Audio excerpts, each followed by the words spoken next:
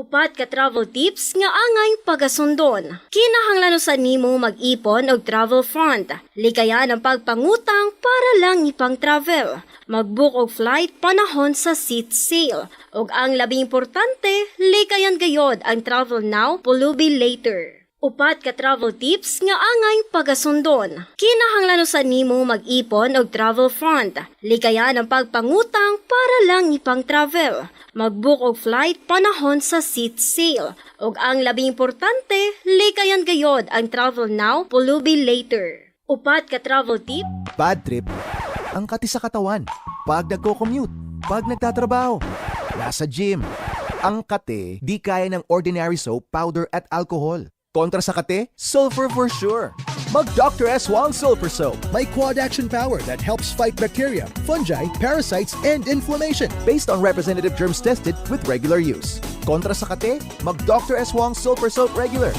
Sulfur is the generic name of Dr. S. Wong Sulfur Soap. If symptoms persist, consult your doctor. Hatid sa inyo ng Dr. Wong Sulfur Soap Regular. Kontra sa kati, mag-sulfur para sure. Available sa supermarket, drugstore, or shop online.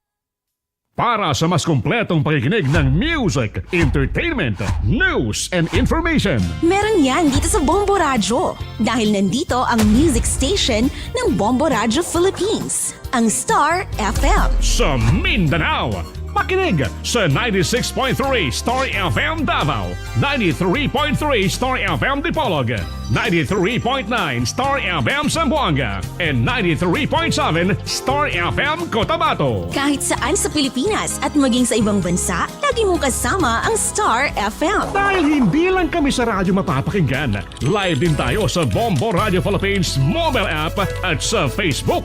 Kaya Star Nation, kung musika at impormasyon ang hanap mo, no worries. Dahil sagot yan ng Star FM, the music station of Bombo Radio Philippines. Para sa mas kumpletong pakikinig ng music, entertainment, news, and information. Meron yan dito sa Bombo Radyo. Dahil nandito ang music station ng Bombo Radyo Philippines, ang Star FM. Sa Luzon, nandyan ang 102.7 Star FM Manila, ang 100.7 Star FM Dagupan, at 89.5 Star FM Baguio. Kahit saan sa Pilipinas at maging sa ibang bansa, lagi mong kasama ang Star FM. Dahil hindi lang kami sa radyo mapapakinggan, live din tayo sa Bombo Radio Philippines mobile app at sa Facebook. Kaya Star Nation, kung musika at impormasyon ang hanap mo, no worries.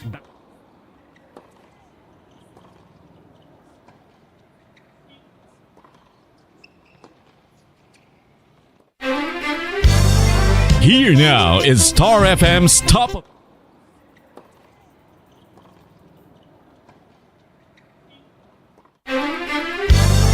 Here now is Star FM's top of the hour news.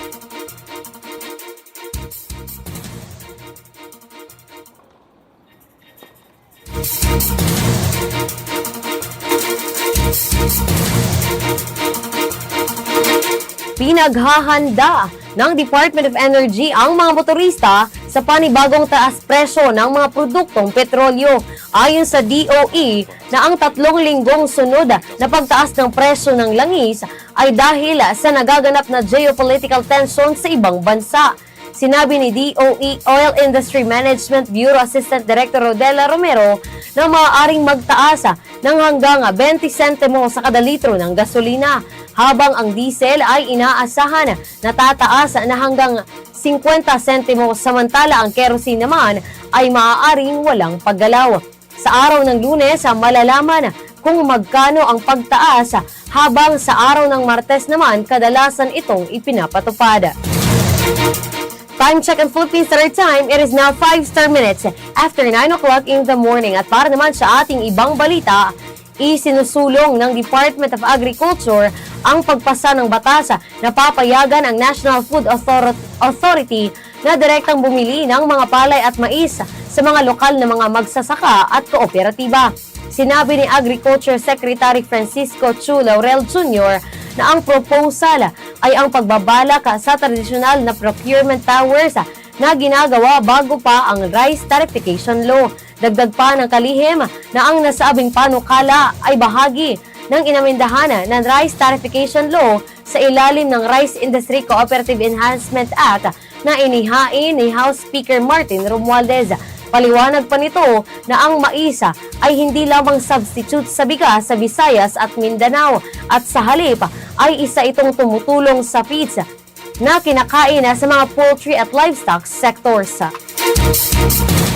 Time check in Philippines Third Time, it is now 6 minutes after 9 o'clock in the morning. Samantala, para naman sa ating sports news, natapos na ang kampanya ni Pinay tennis star Alex Ayala sa Sao Paulo Open sa Brazil. Ito ay matapos natalunin siya ni Janice Chen ng Indonesia sa score na 6-4 at 6-1 sa quarterfinals sa nasabing torneo. Ang nasabing pagkatalo ay nagtutuldok sa 7 magkakasunod na panalo ni Ayala mula nang makuha ang kampyonato sa Guadalajara 125 Open noong nakaraang linggo.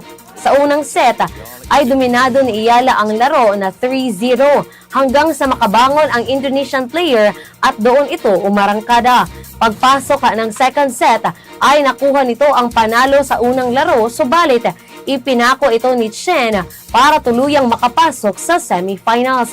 Susunod na lalahukan naman ng ranked 61 na si Ayala ang Jiangshan Open sa China na gaganapin sa September 22 hanggang September 28.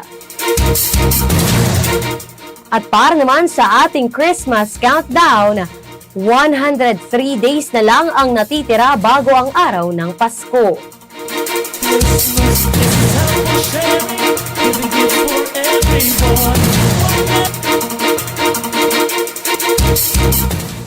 At yan, ang ating top of your news ngayong araw. Hatid sa inyo ni Star DJ Jam mula sa impila ng 96.3 Star FM. The top of the hour news on music. Para sa mas kumpletong pakikinig ng music, entertainment, news, and information. Meron yan dito sa Bombo Radyo.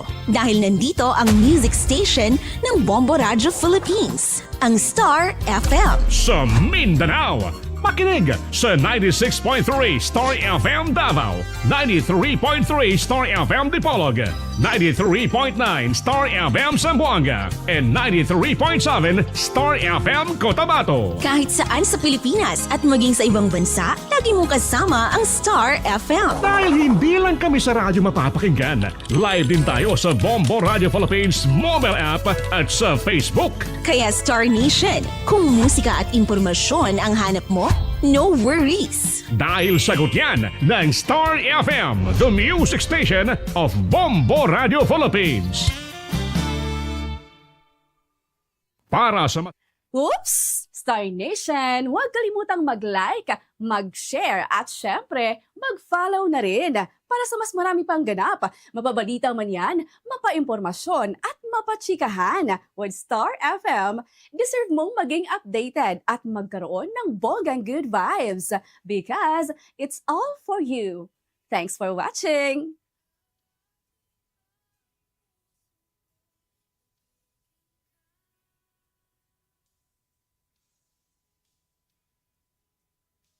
Father, for example, was appointed Secretary General of the State Council.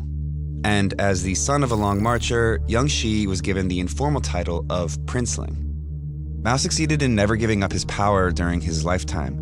His unchecked policies resulted in massive famines and widespread persecution that cost between 40 and 80 million lives over a span of decades, and culminated in the disastrous Cultural Revolution, a violent final attempt from Mao to consolidate his power and force loyalty to the practice of Maoism. The idea was to make himself and his ideas eternal, the way he viewed communist figureheads like Lenin and Marx before him. Anyone that didn't fall in line with Mao's ideology was publicly humiliated, impoverished, excluded from society, and in many cases, executed, either at the hands of the army or by a militant youth group obsessed with enforcing Maoism, the Red Guards.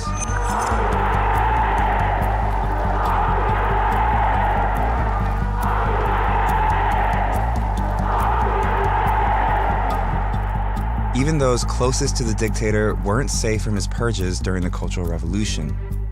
High-level officials, including members of the Politburo Standing Committee and Long Marchers, were removed from their positions. Liu Shaoqi was denounced as a traitor and died while imprisoned under harsh conditions. Mao also removed the chief of staff of the army and replaced him with a Maoist, leaving no one left to oppose him in the military. Mao's handpicked successor, who always appeared loyally by his side in photos and propaganda posters, died under mysterious circumstances when his plane crashed as he was fleeing to the Soviet Union. Mao later denounced him as a traitor. He denounced Xi's father, too. This is a photo of Xi Sr. being restrained and publicly criticized by the Red Guards at the height of the Cultural Revolution. He would remain a prisoner in Beijing for 8 years following this. Pati Kim, lasang. Kinasahon, kahiya. Baka naiwan ng paste. Mas proud ka sa linis, Joy. Tanggal sebo. Walang tirang sabon ng paste. Isang patak, isang katutak. Try Baby Balm from the makers of Vicks with coconut oil and aloe vera to moisturize and soothe your baby. Baby Balm from the makers of Vicks. With his father purged, Xi Jinping, 15 at the time, was expelled from his elite school in Beijing and sent to work in the countryside. He had to live in a cave and, do hard manual labor. His food was barely enough for, a growing young person. And Chairman Mao was responsible for all of it. But then, Mao died. The Cultural Revolution ended. His successor was Deng Xiaoping, one of the Politburo Standing Committee members who was removed from power during the Cultural Revolution, who, just before Mao died, started making a promise to fellow exiled party veterans.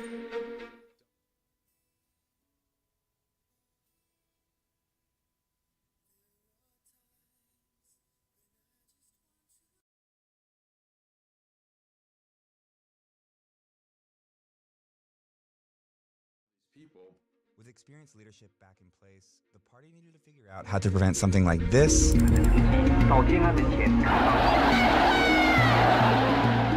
from ever happening again. In order to undo Mao's cult of personality, the party introduced a second historical resolution in 1981. It condemned periods of Mao's rule and emphasized a renewed commitment to collective leadership, vowing to oppose the consolidation of power around one person moving forward. The successors to Mao didn't want a dictatorship, so they divided up these positions and put them in the hands of different people. Like Mao, Deng kept tight control over the Central Military Commission as its chairman, and held a leadership position in the government, but was never head of state. He never held the highest position in the party either.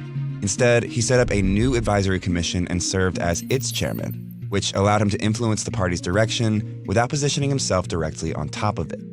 This allowed a power-sharing structure while still making Deng the de facto leader of China until he stepped down in 1989, following the army's massacre of students protesting in Tiananmen Square. A protester suddenly ran into the middle of the street and in front of the oncoming tanks. Anger at Deng Xiaoping, the entire Chinese government, it had the real feeling of rebellion in the streets of Beijing. People want to fight the military out of their city. Deng and his ideology, which moved away from Maoism, set a precedent of sharing power. He opened up China and established economic ties with these countries, and was the first PRC leader to visit the U.S. in 1979. Today we take another step in the historic normalization of relations which we have begun this year. Deng's reforms became the foundation for decades of economic prosperity that led China to having the world's second largest economy over time and being on the verge of becoming the world's next superpower. Communism is creating a consumer society. It also reminds you that the standard of living in China is going up. Here, capitalism rules. One thing power sharing did lead to was a lot of policy innovation and then some degree of decentralization, and both of these things helped China's economy enormously. Which is why this period of economic growth and reform, stretching over roughly 30 years, is known as the Deng era. And whether he wanted to or not, Deng kept his word and never tried to consolidate absolute power around himself. He did end up sharing power. And that set the stage for power sharing in the party until the rise of Xi Jinping. So what was Xi doing all this time? When Mao died in 1976, Xi was back in Beijing studying communist philosophy. Even though the Chinese Communist Party had ruined Xi's family, he had joined it, just as the Cultural Revolution was winding down. But why? Personally, he might begrudge Chairman Mao for doing all these terrible things to his family, but I think at this time he also recognized that in the system of the Chinese Communist Party, power is everything. Without power, you're nothing. But in order to get that power, Xi did something unexpected. He left Beijing. As his competitors were fiercely competing with each other in the 1980s and 1990s, he sort of got out of their way and went to the provinces. He took positions in party leadership in rural, poor provinces all around China, where there were no other princelings to compete with. First in Hebei, a poor rural province outside of Beijing, where he easily reached the top spot as party secretary. Then in Fujian, a heavily militarized region where top members of the army were stationed. He moved up the ranks to party secretary here too, before becoming the governor of the province a few years later. After making powerful friends in the military, Xi went here, where he once again assumed the office of party secretary and grew his support on the civilian side. This strategy of moving around didn't just give Xi a leg up in areas where competition was slim, it also gave him credibility as a humble, hardworking party leader. And he cultivated a growing group of supporters who would come back into play years down the line. It was his last stop, and his shortest one, that ultimately got him back to Beijing.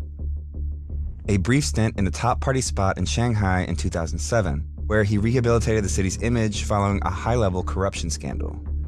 Xi developed a reputation here as a prudent leader who towed the party line. Just 7 months later, he finally returned to Beijing, having been promoted to the all-powerful Politburo Standing Committee.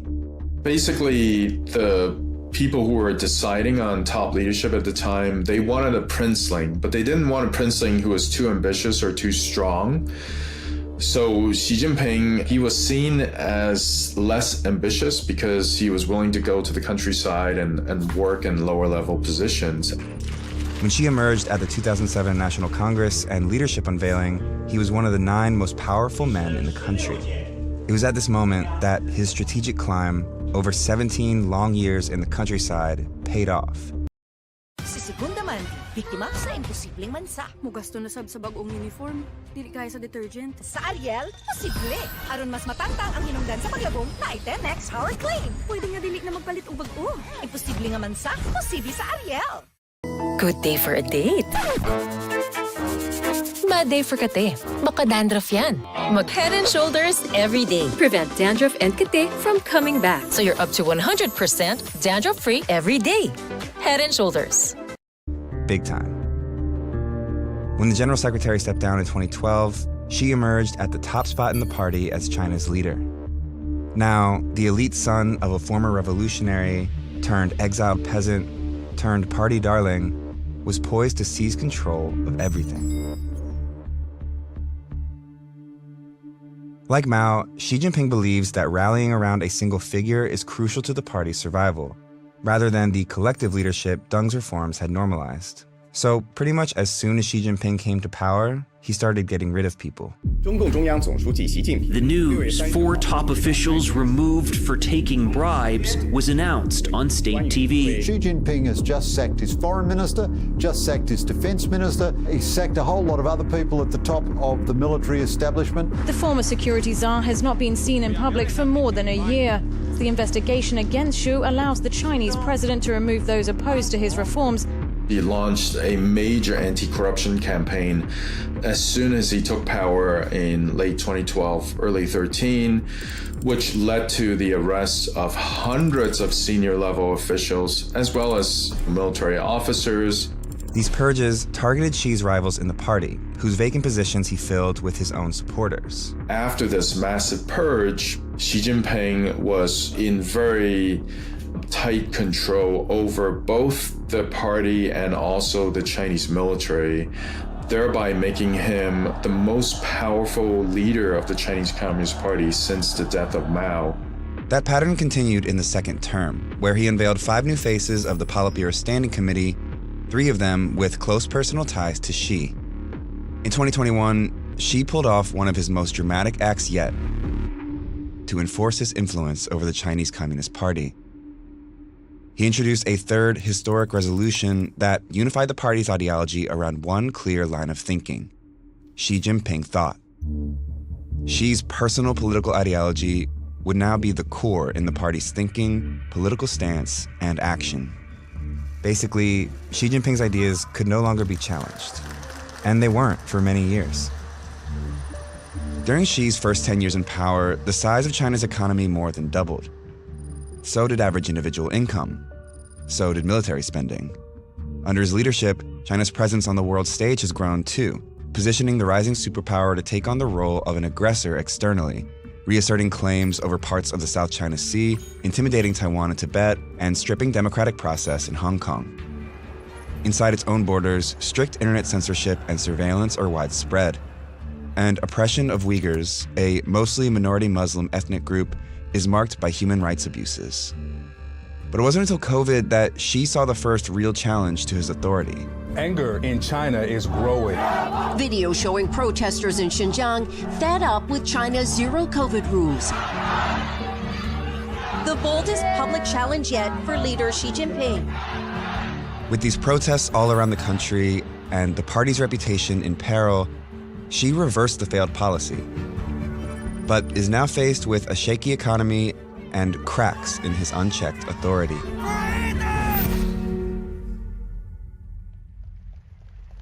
It was just weeks before the widespread protests at the 20th National Congress in 2022 that Xi walked out in the leading position a third time.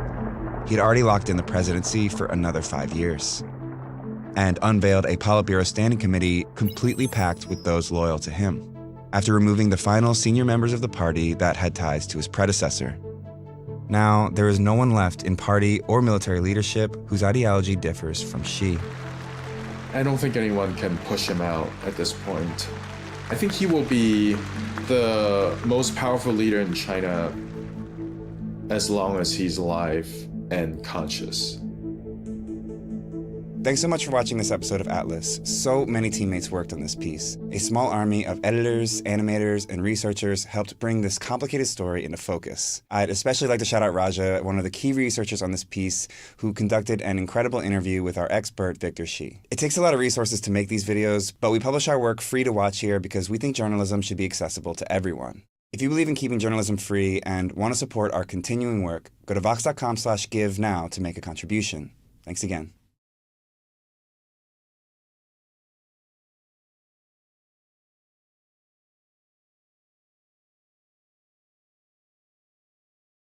October 2022. The 20th National Congress of the Chinese Communist Party begins. The party breaks its unwritten rule of a 2-term chairmanship, and for the 3rd time, this man is elected as General Secretary, Xi Jinping. This means that he can rule China up to even 2032, or even longer. This decision will make him the longest person to rule China since Mao. Who is the man who wields power over more than 1 billion people? How did he get into politics? What experiences shaped him? And what does he think about the world? We'll answer these and other questions in today's video. It's October 1st, 1949. Chinese Communist leader Mao Zedong proclaims the establishment of the People's Republic of China.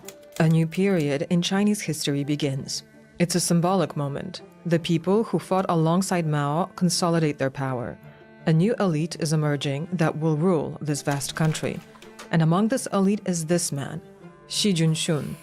He is a close collaborator of Mao and has been fighting for power alongside him since the 1930s. Without a doubt, he can be seen as one of the founders of Communist China. Xi Jinping's second wife was Qi Xin, an influential activist of the Chinese Communist Party. From this marriage, they had 4 children, including today's Chinese leader, Xi Jinping. In general, Xi Jinping grew up in luxury. He went to an elite school where only the children of the top elite are allowed. This is the 101st Elementary School in Beijing. There he belonged to the elite. He had the best teachers, had the best food in the cafeteria, and other privileges. After 1963, the Xi family situation changes. To understand this, we need to explain what was going on in China at the time. In 1958, Mao Zedong announces the Great Leap Forward campaign. China is to make a rapid transition directly to communism. However, the outcome of this strategy was not a great leap forward, but a great famine. A famine that claimed tens of millions of lives. As a result, in 1962, Mao Zedong was stripped of executive power. And this had already happened to Xi Jinping's father. He was demoted as a result of fractional fighting and accused of anti-party activities. He was subjected to so-called struggle sessions during which the enemy of the people was denounced. This photo is from one such session, and the person condemned is actually Xi Jinping's father. To wyglądało jak sesje, spotkania w pracy.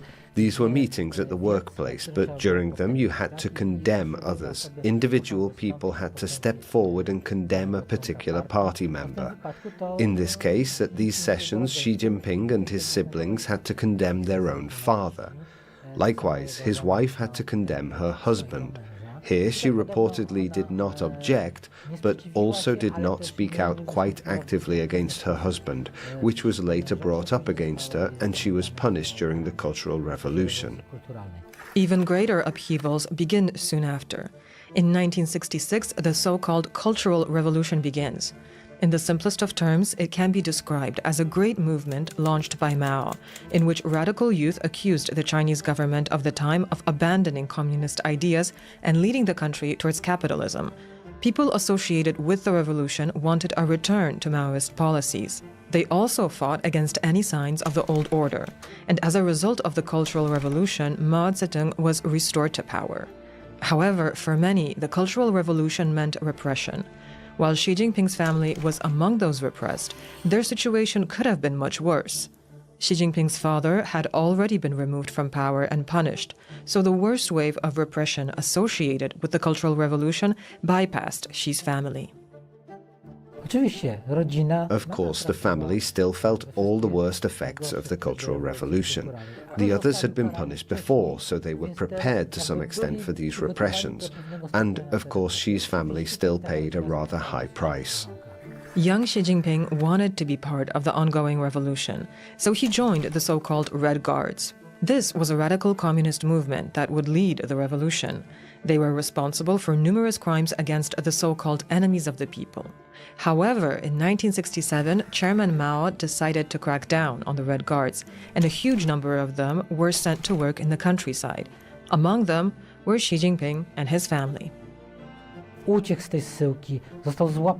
He escaped from this exile and was caught and sent again to the countryside, already in Shaanxi province, and there he actually spent several years living in quite difficult conditions. Of course, we have to remember that everyone was living in difficult conditions in China at the time. You can't say that his circumstances were much worse than those of many other people. This is where a family tragedy certainly cast a shadow. His older sister, his half-sister from his father's first marriage, Xi Jinping, committed suicide. It is said that she committed suicide or that she was forced to do so, or something simply happened and she committed suicide. But it was because of the persecution that befell her and the family during the Cultural Revolution. This story is not entirely clear. The propaganda is officially silent on this, but the so-called whispered propaganda, the one that releases some information through unofficial channels, only says that his sister died and that this cast a deep shadow over Xi Jinping and his family. But we don't really know what the relationship between the siblings from the first and second marriages was, whether they were close or not. We don't know whether Xi Jinping actually experienced this very strongly. What we do know is that it looks good these days to say that a general secretary, especially one who seizes more and more power for himself, can say that his family was repressed during the Cultural Revolution. This is a psychological safety valve for many Chinese who tell themselves, well, Xi is tightening the screw, it's getting harder and harder, Authoritarianism is making a comeback, but he won't go too far because, after all, he and his family suffered during the Cultural Revolution. I'm not sure this isn't exactly the kind of propaganda element whispered to appease the Chinese. But in fact, we know very little about this and have to rely on second and even third-hand sources, and we cannot be confident in the sources. It is this period, the period of exile and work in the countryside, that is used by propaganda. And in places, it even seems like a hagiography. For example, the propaganda spreads the story of how Xi Jinping got a motorcycle for his work. Xi was said to have decided to sell it to buy tools for the entire village. Another story is about how he carried a 100-kilogram sack of rice on his back for 5 kilometers without switching shoulders. In fact, we don't know which of these stories are true. Some are more probable than others. We know that some are certainly made up, like the one of carrying the bag of rice for many kilometers. But we don't know and don't have the ability to separate truth from fiction. It remains undisputable that the period of exile to the countryside was pivotal in the life of China's current leader. Official or unofficial biographies or narratives say that it was a very difficult period for him, but he understood how good the party, order, fighting chaos, economic development, and preserving party rule is for the Chinese people. Then he understood that he had to become redder than the banner of the People's Republic of China, that he simply must devote himself heart and soul to the party, because the party knows what it's doing. It's hard to say how realistic this is, and it's hard to give in to all this kind of psychologization on the subject, but I think we're dealing with some kind of Stockholm syndrome here. Xi Jinping had reportedly applied as many as 10 times to become a member of the Chinese Communist Party. We know that in fact the children of those people who were repressed during the Cultural Revolution had difficulty in accessing the party, in joining the party. So probably he applied many times and was accepted only after some attempts. Whether it was actually the 10th time or whether there were fewer of these attempts, we don't really know. We can't be sure, and it's possible that this is also simply part of building some narrative about his personal history. Oh look, he only got into the party on the 10th attempt. What then is behind Xi's determination to join the party, which after all led to an outright personal tragedy? He came into contact with injustice, and because he was a fairly young person, he was a teenager when he ended up in the countryside, it caused him to begin to identify with the regime. Or he might be an example of a person who decided that if he can't beat them, he'll join them and become a boss. It's possible. It's also really hard to answer that, but it's a very interesting thread. I suspect, however, that unfortunately we will not resolve it. When the Cultural Revolution ended, better times were to come for Xi Jinping. Still young, he decided to continue his education. As the Cultural Revolution was coming to an end, Xi Jinping went to university in 1975. But, of course, he went to university without a high school diploma because he didn't have time to pass it. And then, having already completed his bachelor's degree in chemical engineering a few years later, he went on to do a doctorate in law. So it's a situation where he probably went to undergraduate studies without a high school diploma and then began a PhD without a master's degree, although we don't really know this for sure. We often refer to the communist elite as the Chinese aristocracy. And as once in the aristocracy, the Chinese elite also arranged marriages. Xi Jinping's first marriage was this kind of marriage. His first wife was Kei Ling, the daughter of a Chinese diplomat and ambassador to the UK. She was more interested in emigrating and settling in London. He was already starting his career in the party. They married in 1979 and she was preparing to climb the career ladder in the provinces. We can assume that at this point in the marriage he was already thinking of moving to the provinces and starting his career there. Because without an episode in the provinces on your CV, you cannot reach the heights in the Communist Party. They got divorced. She emigrated altogether and, from what I know, has been living in England. She's a private person, not involved in politics, while he went into politics. Xi Jinping married again in 1987, this time to Peng Liang. This too is probably an arranged marriage, only that it was probably arranged under different rules. When people are young and are from the top of the red aristocracy, then the families are directly involved in arranging the marriage, and these young people have less say, although they must also consent to the union. In the second marriage, as they are already older, it is more the acquaintances, friends or comrades in the party who arrange the meetings for them, and here they have more freedom, whether they make a better match with that person. This was a marriage that was very successful, in the sense that these are two very ambitious people who know what they want. She comes from a family of musicians, but works for the army and has the rank of general in a music band. She was also very popular in Chinese society, and for many years, people joked that it was Xi Jinping who is his wife's husband. As a well-known singer, she performed on Chinese state television, including during the New Year. They are still married today and have one daughter. We don't quite know what's going on with Xi's daughter. She studied at Harvard under an assumed name. Those who knew her then, classmates from her year or group, said she was a good student, always prepared. This was certainly not a case of a Communist Party brat who throws money left and right at parties. No, she actually studied hard. She did what she expected to do and then returned to China. When Xi Jinping became leader of the People's Republic of China, she made several statements that she would take care of her father's social media presence. I guess that didn't quite work out. Then she disappeared from the public eye, and we don't quite know what's going on with her. We don't know if she's married or not, to whom. We don't even know where she is. A rumor has it that she supposedly returned to the United States and is living there under an assumed name. The Americans agreed to it on the grounds that she is not politically involved in any way. She is a private citizen, so why not? But this is just one of the rumors, one of the versions. We are not in a position to say if this is true or not.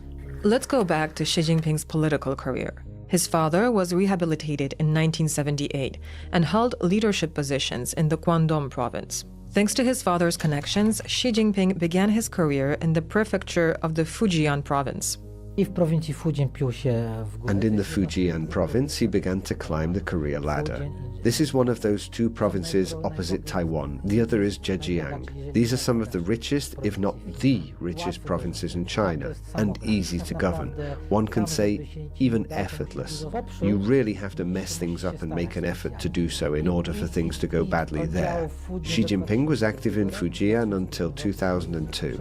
Then he moves over to Zhejiang, where he governs until 2007.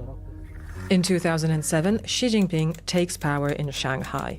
By then, it is clear that he's being groomed to be the next General Secretary of the Chinese Communist Party.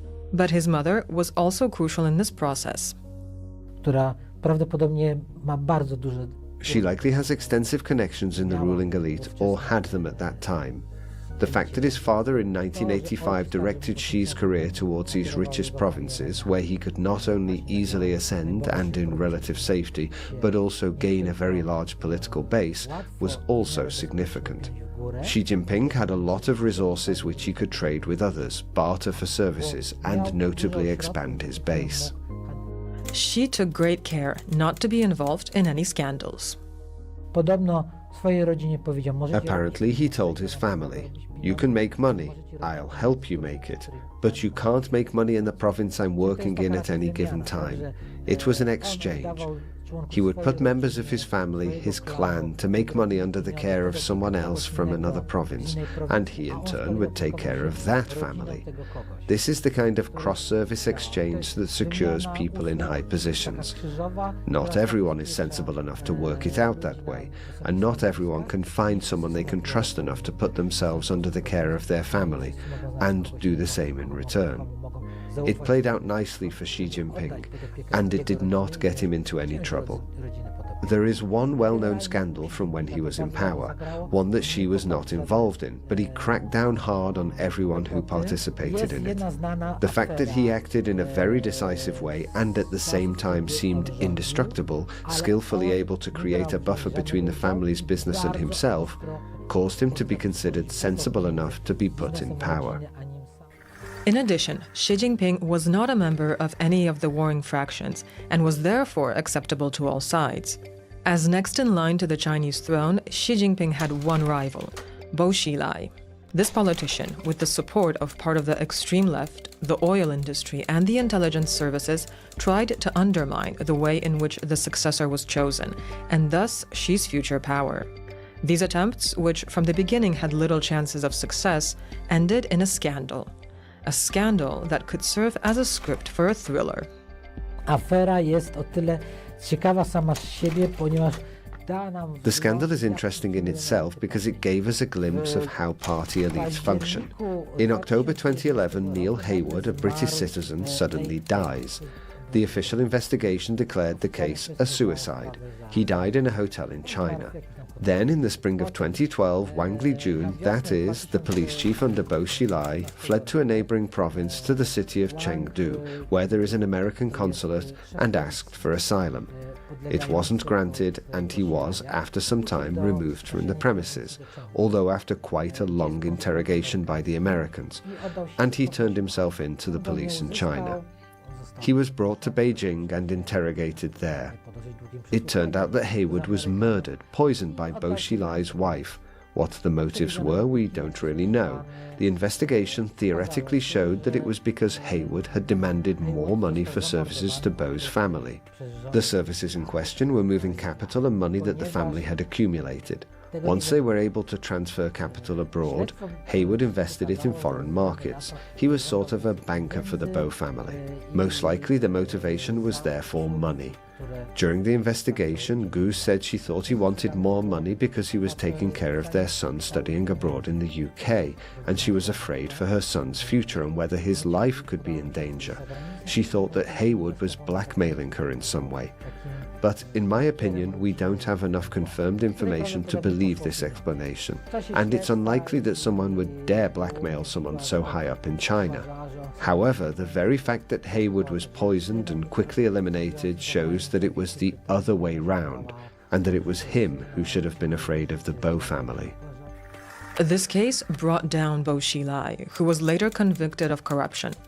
To this day, he remains in a prison called the Tiger's Cage. The Tiger's Cage is the colloquial name for a prison in northern Beijing, in the northern suburbs of Beijing. It is a prison where only those in the party elite who have lost big money and influence are sent. Again, there is a rumor, which we have no way of confirming, that Bo Xilai's favorite pastime is calligraphy and slapping the guards in the face, a peculiar hobby. This also sort of shows the reality of China. A prisoner can slap a guard in the face because the prisoner is much higher in the hierarchy. Of course, the guard will not let him escape, but the prisoner is stronger. It could also be the question of a campaign to destroy someone's character or reputation. The fact that we know this information, that it has been released to the public, is also a way of destroying the positive reputation of Bo Xilai that at least part of Chinese society still had. This too has to be weighed up in different ways. Just before the party convention at which Xi was to take over, U.S. Secretary of State Hillary Clinton flew to China. However, right before that meeting, Xi Jinping mysteriously disappeared. The official version is that nothing happened. He was just busy dealing with something else. He was gone for 2 weeks. He actually disappeared. The unofficial version is that Xi Jinping, after the Bo Xilai scandal, decided that he had to have a very firm mandate from the party leadership to eradicate the evil that had taken root in the party. The leadership, the party elders, did not want to give him this mandate because they feared he would seize too much power for himself, which is in fact what happened. This unofficial version says that he then withdrew and said that, if you don't want to give me the power, then I don't have to govern. For me, the most important thing is action. If you give me the tools to act, then I will. If not, then I won't. Meaning that he wants to withdraw. At the time, of course, there was no one to replace him, especially after the Bo Xilai affair. The whole multi-level party jigsaw of dependencies and so on was in place, but without this key element at the top, it would have fallen apart. According to this story, the party elders relented and gave him a very broad mandate to act, which he actually used. This is one version. At the time, I remember another, a less popular version of this story, one less favorable to Xi Jinping. Apparently, there was a meeting of the Red Princeling aristocracy beforehand, and it was rumored that there was a very intense discussion about the division of spoils during this meeting. Every change of power means a new deal. Who milks what? That is, which party clan gets which cow to milk out China's huge economy. During this meeting, it's thought there was a serious discussion, even to the point of a fist fight, and someone threw a chair. The chair supposedly hit Xi Jinping on the shoulder. He bruised or strained his shoulder. He must have had it in a sling. And generally, Chinese leaders are not allowed to show that there is something wrong with their health. This is against Chinese political culture. The leader is always a specimen of health. He never gets sick, never has a runny nose, never has a fever, nothing. And it's because of this that he had to cancel all meetings until those 2 weeks passed, when his sling or cast could be taken off. This is one more version. In my opinion, the probability of both stories is similar. Regardless of what happened just before the party congress, Xi Jinping took power and was given a strong mandate to exercise it. He also had a very broad support base. He skillfully deployed his people in key places in the Central Committee of the CCP. And even though his people were in the minority, he controlled certain key moments and sensitive issues, critical to the way the Central Committee functioned, and so he was able to do a lot. He modeled himself a bit on Stalin, who said that it doesn't matter who votes how, it's important who counts the votes. Xi also launched an anti-corruption campaign at the beginning of his rule. This is an action that virtually every new general secretary undertakes to consolidate his power and weaken his opponents. Xi Jinping did the same, but he went much further. This anti-corruption campaign actually continues with less intensity to this day. And he's cleansing the party, not just the elite, not just the middle levels, but from the top down. Of course, those who are aligned with people who are sympathetic to Xi Jinping will not be affected. This is not an actual anti-corruption campaign to eliminate corruption. This kind of elimination of corruption serves the purpose of eliminating people who need to be got rid of. Detaining someone and accusing them of party corruption is the equivalent here of giving someone a fine for crossing on a green light. This is something normal and part of the system. Corruption is endemic in this regime. What the party has to do, and does from time to time, is to keep corruption at a certain level that is acceptable, so that it doesn't become dysfunctional for the regime.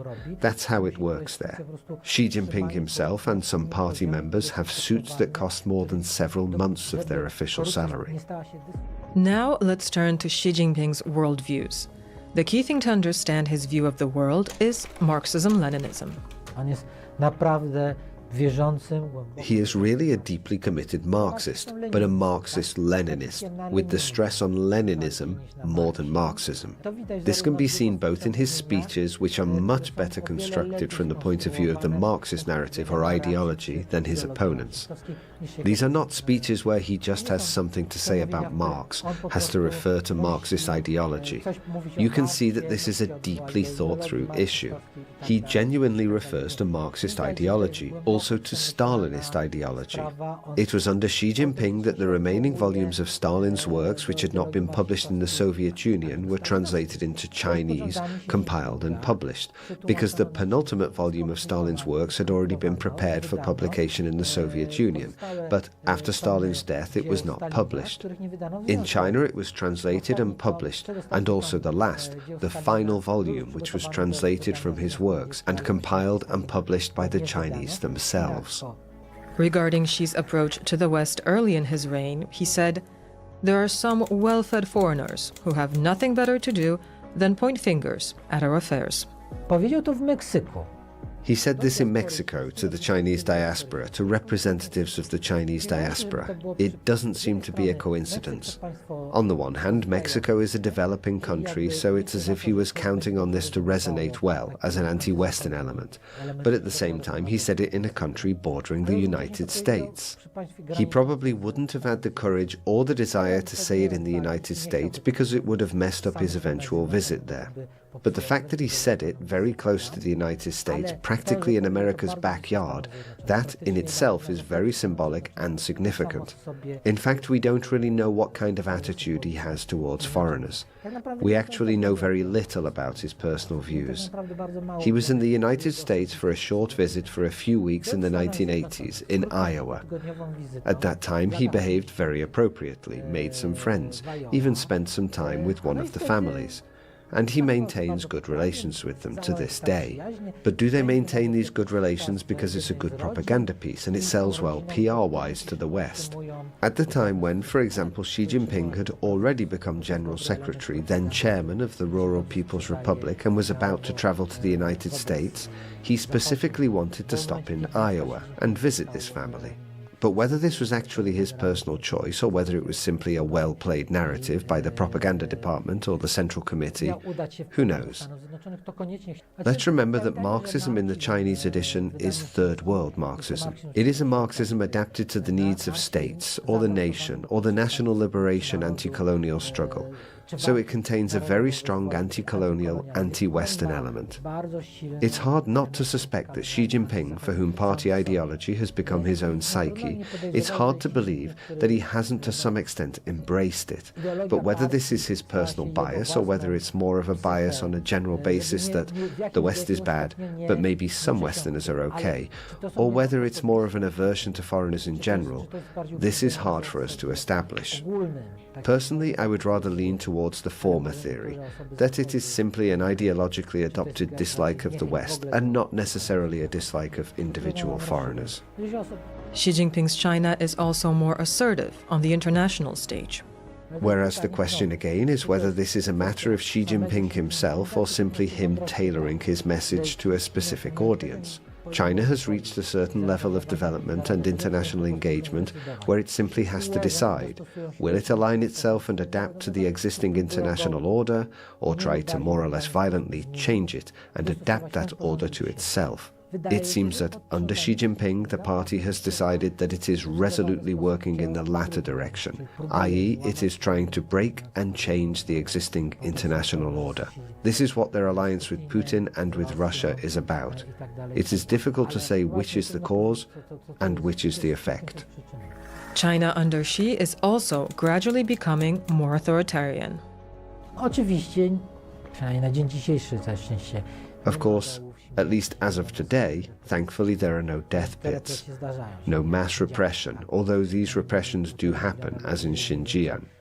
We have 1.5 million people, if not more, put through concentration camps, children taken from their parents, and in fact actions that meet the definition of genocide. Xi Jinping is not a good boy. He is not Winnie the Pooh. He really can be brutal and ruthless.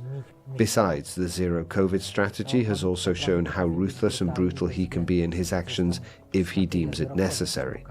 In general, there is no mass repression yet, except in Xinjiang, Tibet, on the periphery of the empire. There is certainly an increase in pressure for China's success to be shared by as many citizens as possible. Here it's hard to talk about the extent to which this is part of the ideology, whether the party works to make things better for the people, and to what extent the party needs to allow the people to make their lives better in order to legitimize its rule and protect its rule in this way. It's hard to decide which is more important in this case, but there is certainly a growing emphasis on prosperity for all. Propaganda in some departments places the emphasis on this. The question is how effective it all is. In 2023, Xi Jinping was elected for another term. This means that he can rule until as long as 2032. This would make him the CCP's second longest serving Secretary General, after Mao Zedong. So will he continue to rule until his own death?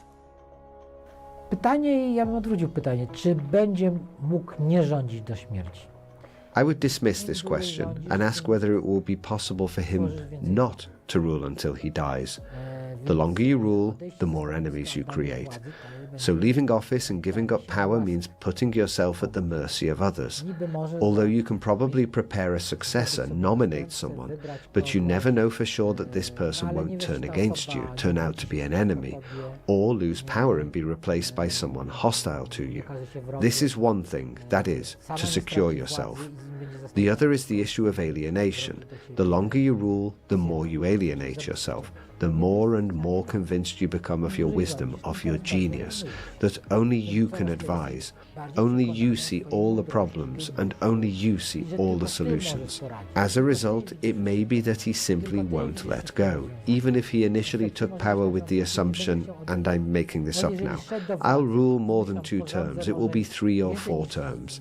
He may even have negotiated this kind of arrangement with the party elders when he was coming to power, that he will rule double the number of years, or 20 years, because the program he is supposed to carry out is more complicated and complex, and he will need more time to implement it.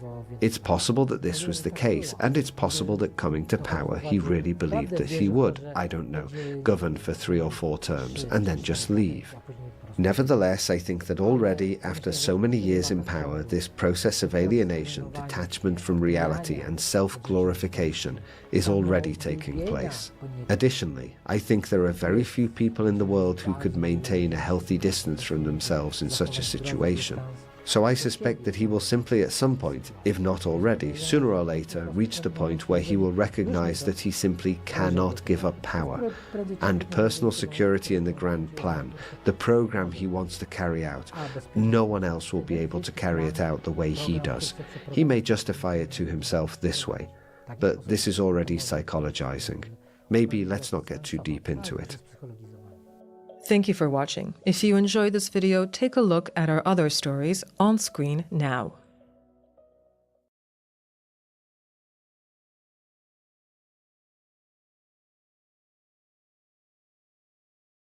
Sa dami ng germs ngayon, afford bang magkasakit sila? Siyempre hindi. Kaya I use my trusted safeguard.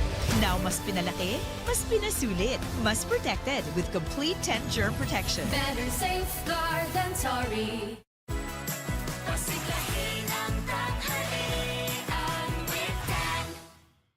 2022 is a year that'll go down in history as one of the most significant of the entire 21st century for many reasons. But one of the biggest reasons was that 2022 marked the very first time in more than 300 years that China ceased being the world's most populous country. According to official Chinese state data that was released this year, 2022 marked the first time in more than 60 years that the Chinese population actually recorded a decline. The first decline since the depths of the Great Chinese Famine back in 1960 and 61 that claimed the lives of tens of millions. In 2022, China's population decreased by around 850,000 people, and it is now primed to continue decreasing every single year for the next several decades more to come, a fact that will profoundly change and influence the kind of world that we all live in. After decades of time spent narrowing the gap, India finally officially emerged as the world's newest most populous country just a few months ago in April of 2023, a title that it will likely continue holding over China for the rest of the 21st century going forward, as the Indian population continues to grow while China's continues to shrink.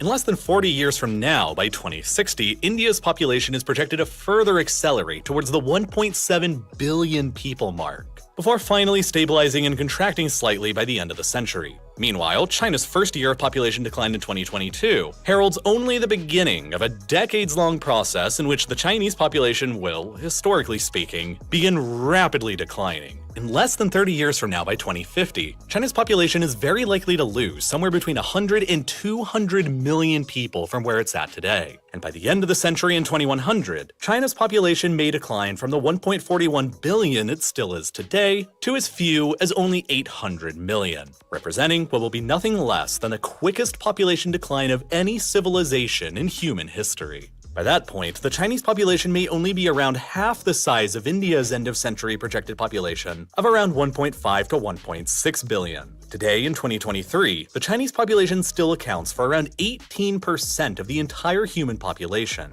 And for centuries now, at least dating back to the 1700s, nearly 1 in 5 humans on the planet have consistently found themselves in China, a fact that has given every Chinese government for hundreds of years now a tremendous amount of influence in global affairs through sheer size. Just for the sake of context, there are more people alive in China right now than in all of Europe, North America, and Australia combined. But if the United Nations population projections for China hold to 2100, when China's population is expected to decline to as few as only 800 million, there might be a new world very soon in which the Chinese population entering into the 22nd century will only account for less than 8% of the worldwide human population. A fact that'll significantly weaken China's demographic influence, clout, and say in global affairs like it has never seen before. But for Beijing, the future looks a lot worse than even this initially all suggests. While China's population enters into a long period of decline starting now, the population of China's primary geopolitical rival, the United States, is likely to only continue growing. The same UN population projections estimate that by the end of the 21st century, America's population will probably increase from the present to somewhere around 400 million, which by then will only be around half of China's 800 million. This will be a completely different reality than the one we have today, where China and America's populations are each in completely separate leagues, wherein China is roughly 4.25 times the population base of the United States, giving China a significant advantage in manpower fit for military service and available workers to labor in manufacturing and factory jobs. But by the end of the century, this massive demographic advantage that China currently enjoys over the United States today will almost certainly diminish significantly, and doubly so when you factor in the rest of America's military allies in NATO and key East Asian allies like Japan, South Korea, Taiwan, plus Australia. This American-led alliance structure already today in 2023 has a population of around 1 billion people living within it, which is about 70% of China's total population right now. In the event of a conflict between China and every single one of those countries today, China still holds all on its own the advantage in available manpower to pull from. Many countries in the American alliance network are facing steep population declines as well, like Japan, South Korea, Italy, and many others. But others, like the United States, Australia, Canada, and France, are continuing to grow, and are expected to keep growing, ultimately meaning that the US-led alliance network in North America, Europe, Oceania, and East Asia is likely to keep its combined population more or less consistent throughout the 21st century. And that means that at some point in the near-ish future, not too much after the year 2050, the American-led Western Alliance network will collectively begin approaching the total number of citizens and available manpower that China has under its control, tilting the demographic advantage over to Washington's side, in addition to Washington's pre-existing advantages in military technology, hardware, and finances. This realization that from now on China's population base will be shrinking through the rest of the 21st century will have profound influences and impacts on both China and America's foreign policies and geopolitical events going forward, especially as the People's Republic weighs on its ability and ideal timescale to successfully conduct a military invasion of Taiwan.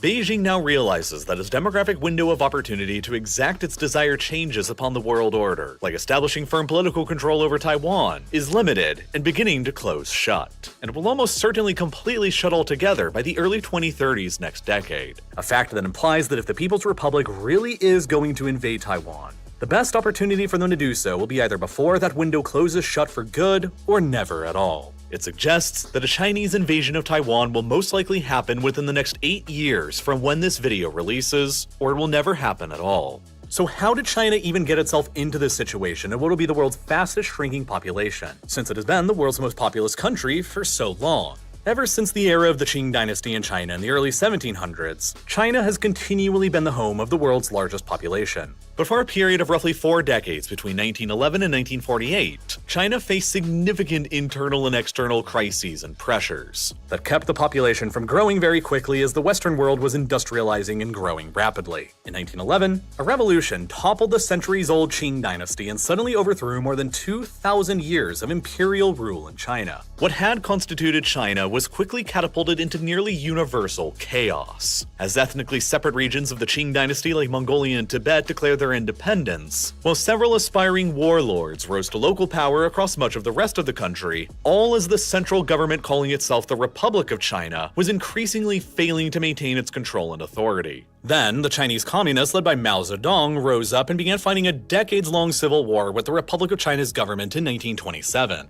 A devastating civil war that was massively interrupted when the Japanese decided to take advantage of China's internal chaos by invading and biting off Manchuria in 1931, before launching a full-scale invasion of conquest across the whole of China in 1937 that would last until 1945, and claimed the lives of somewhere around 20 million people. Ayaw nagpatong limpyo! Kuwang ba ko sa kuso?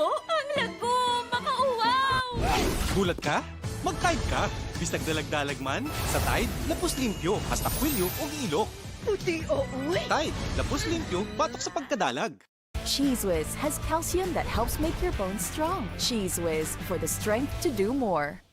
During that invasion, the Republic of China's government and the communists briefly set aside their civil war to fight together against the Japanese. But after it was concluded in 1945, the Civil War almost immediately resumed for another 4 years until 1949, when the communists finally emerged mostly victorious and proclaimed the People's Republic of China over the mainland that we know today, while the Republic of China's government retreated to the island of Taiwan, where it also remains in control to this day. No peace agreement or armistice between them has ever been signed, and so the civil war between them continues on paper to this day, with the communists on the mainland claiming the island of Taiwan as a rogue province of China that they are the legal government of, and with the Republic of China on Taiwan officially claiming that all of the mainland are a series of rogue provinces of China that they are the legal government of. Both governments recognize Taiwan as a core province of their idea of China. They just both disagree on who should be the rightful government of China. After the People's Republic of China invaded Tibet in 1950 and then annexed it in 1951, the country emerged with its presently recognized shape after almost exactly 40 years worth of continuous wars and conflicts, waged across the whole of China that probably collectively claimed the lives of well over 30 million people, and understandably cut down on China's ability to grow its population base. But after 1951, China emerged from all of that chaos mostly unified under the single strongly centralized government of the Chinese Communist Party. And so a long era of relative peace and stability has followed ever since, with the civil war remaining between the mainland and Taiwan staying a cold one for now.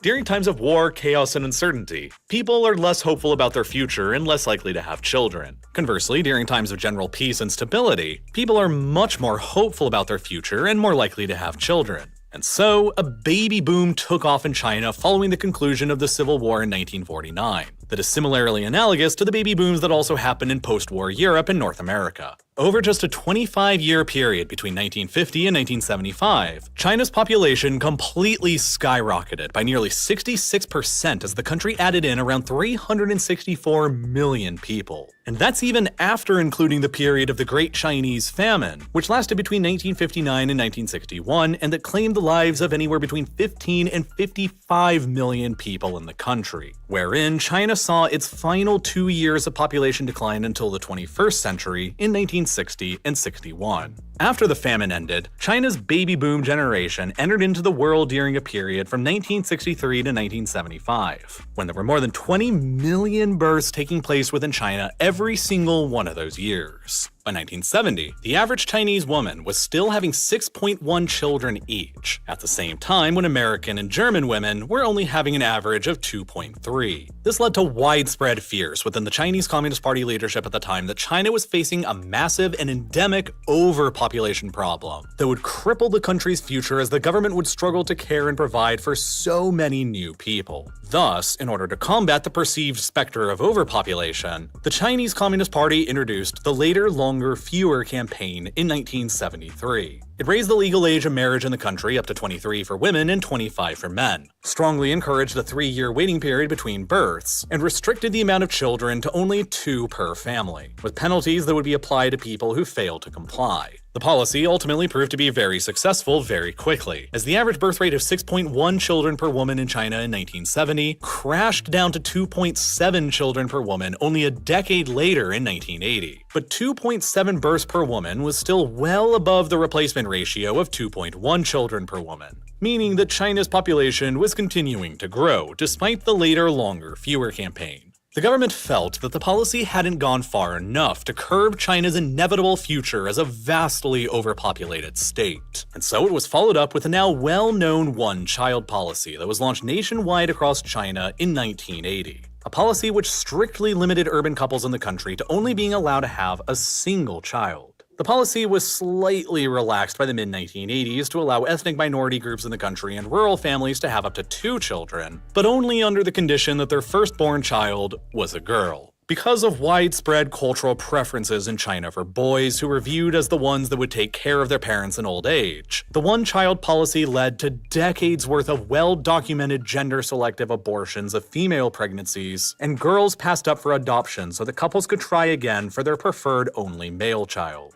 Practice that became so widespread following the adoption of the one-child policy that it has created numerous demographic consequences for China today in the 21st century that'll be difficult to reverse. One study published back in 2015 in the Population and Development Review suggests that there are around 62 million missing women and girls in China today who would have otherwise been born or not adopted by foreigners had the one-child policy never been enacted. And as a consequence, China's population today has a lopsided gender ratio where there are probably somewhere around 35 million more men than there are women, and about 17.5 million more men than there are women in the 20 to 40 age range, who are considered potentially marriageable, which implies that around 17.5 million young men in China will simply never be able to find a woman to marry and start a family with unless they search abroad.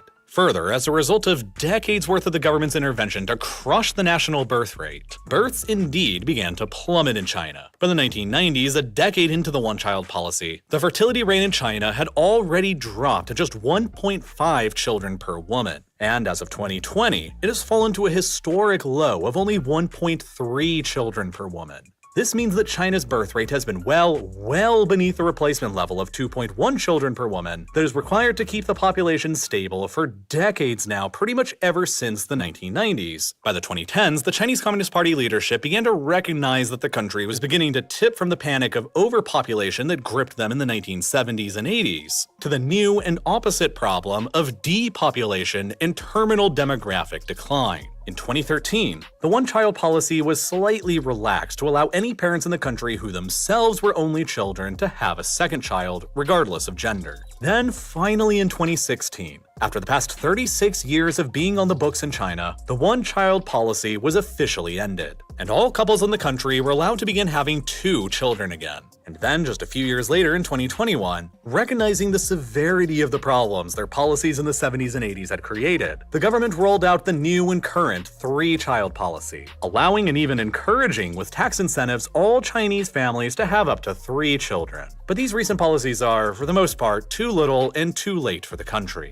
A fact that becomes much more obvious when you take a look at this. China's current population pyramid that tracks the ages of all the 1.4 billion people who lived in the country circa 2020. Note the huge bulge in China's population of people roughly between the ages of 45 and 60, the baby boom generation of China that I mentioned earlier, born after the Great Famine between 1961 and 1975. This is the largest cohort of China's age group. They are all beginning right now to enter in a mass retirement as they age into their 60s, with significantly fewer amounts of young people beneath them who can support them. In demography, there is the concept of the working age population made up of people between 15 and 64. Any younger than that are children who aren't really working jobs and contributing to the economy, and any older are mostly retirees who are also no longer really working jobs and contributing to the economy. And then even further, there is the prime age population, the age of citizens who are working the hardest, earning the most incomes, and paying the most taxes, which are people between the ages of 25 and 54. The higher the percentage of the overall population that this age group represents within a country, the generally stronger potential that country's economy has. And conversely, the higher the percentage of people over 64 in retirement ages, known as the old age dependency ratio, the less potential that country's economy has, because you just have more people in retirement who are no longer contributing to the economy and consuming more resources to support themselves in old age. China's working age population of people between 15 and 64 already peaked back in 2016, while China's prime age population of people aged between 25 and 54 peaked even earlier, more than a decade ago, back in 2011. China's old age dependency ratio, the percentage of the population over the age of 64 in retirement, has been steadily increasing every single year since 2016. So as China's population keeps declining in overall terms, the ratio of China's remaining population will increasingly become older and older. And as more die from old age and enter retirement, there are fewer and fewer young people left to take their place. This means that ever since 2016, China has faced an ever-increasing shortage of workers with every passing year as more and more people enter into retirement age. And unless China is able to attract significant immigration from abroad to replace those workers, the country now faces a permanently decreasing amount of labor with every passing year that will steadily result in increasing costs for scarcer Chinese labor and make Chinese manufacturing increasingly less competitive and inflationary. And it's doubtful that China will actually be capable of attracting significant immigration because China has the lowest levels of immigrants of any mostly developed country in the world today. Germany, the United States, France, the UK, Italy, and other countries have all largely solved their own declining birth rate problems by encouraging millions of young migrants from abroad to relocate to their countries and assume many of the jobs that the aging populations have retired from. And even countries that are less well known for immigration, like Russia, South Korea, and Japan, all still have significantly higher ratios of immigrants than China has, which is only at about 0.1% of their overall population.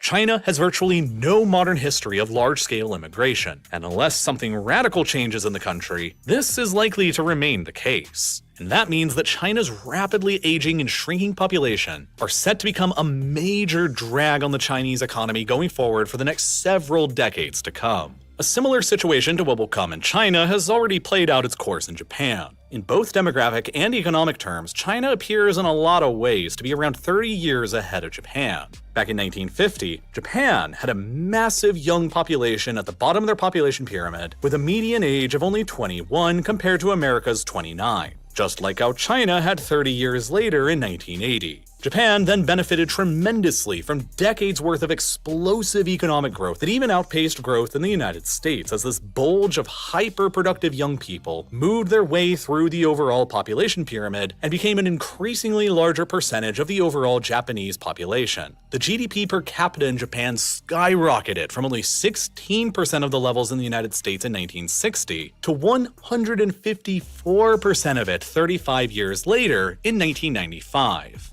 Fears were rampant in Wall Street in the 1980s and early 90s that the Japanese economy was seemingly destined to overtake America's as the largest in the world. And the closest it got was in 1995, when the Japanese economy was about 73% the size of America's. A similar ratio to China's at around 76% of the US economy today in 2023. But as Japan rapidly developed across that time, Japan's birth rate also began rapidly declining alongside it. And by the early 1990s, at around the same time as Japan's GDP per capita peaked, Japan's prime age working population also peaked at roughly the same time. Japan's median age surpassed America's median age, and ever since 1995, the percentage of elderly people in Japan older than 64 has been growing as a larger percentage of the overall population. Consequently, Japan's GDP per capita has steadily decreased nearly every single year since then, and Japan's economy has remained largely stagnant for the nearly 30 years of history ever since.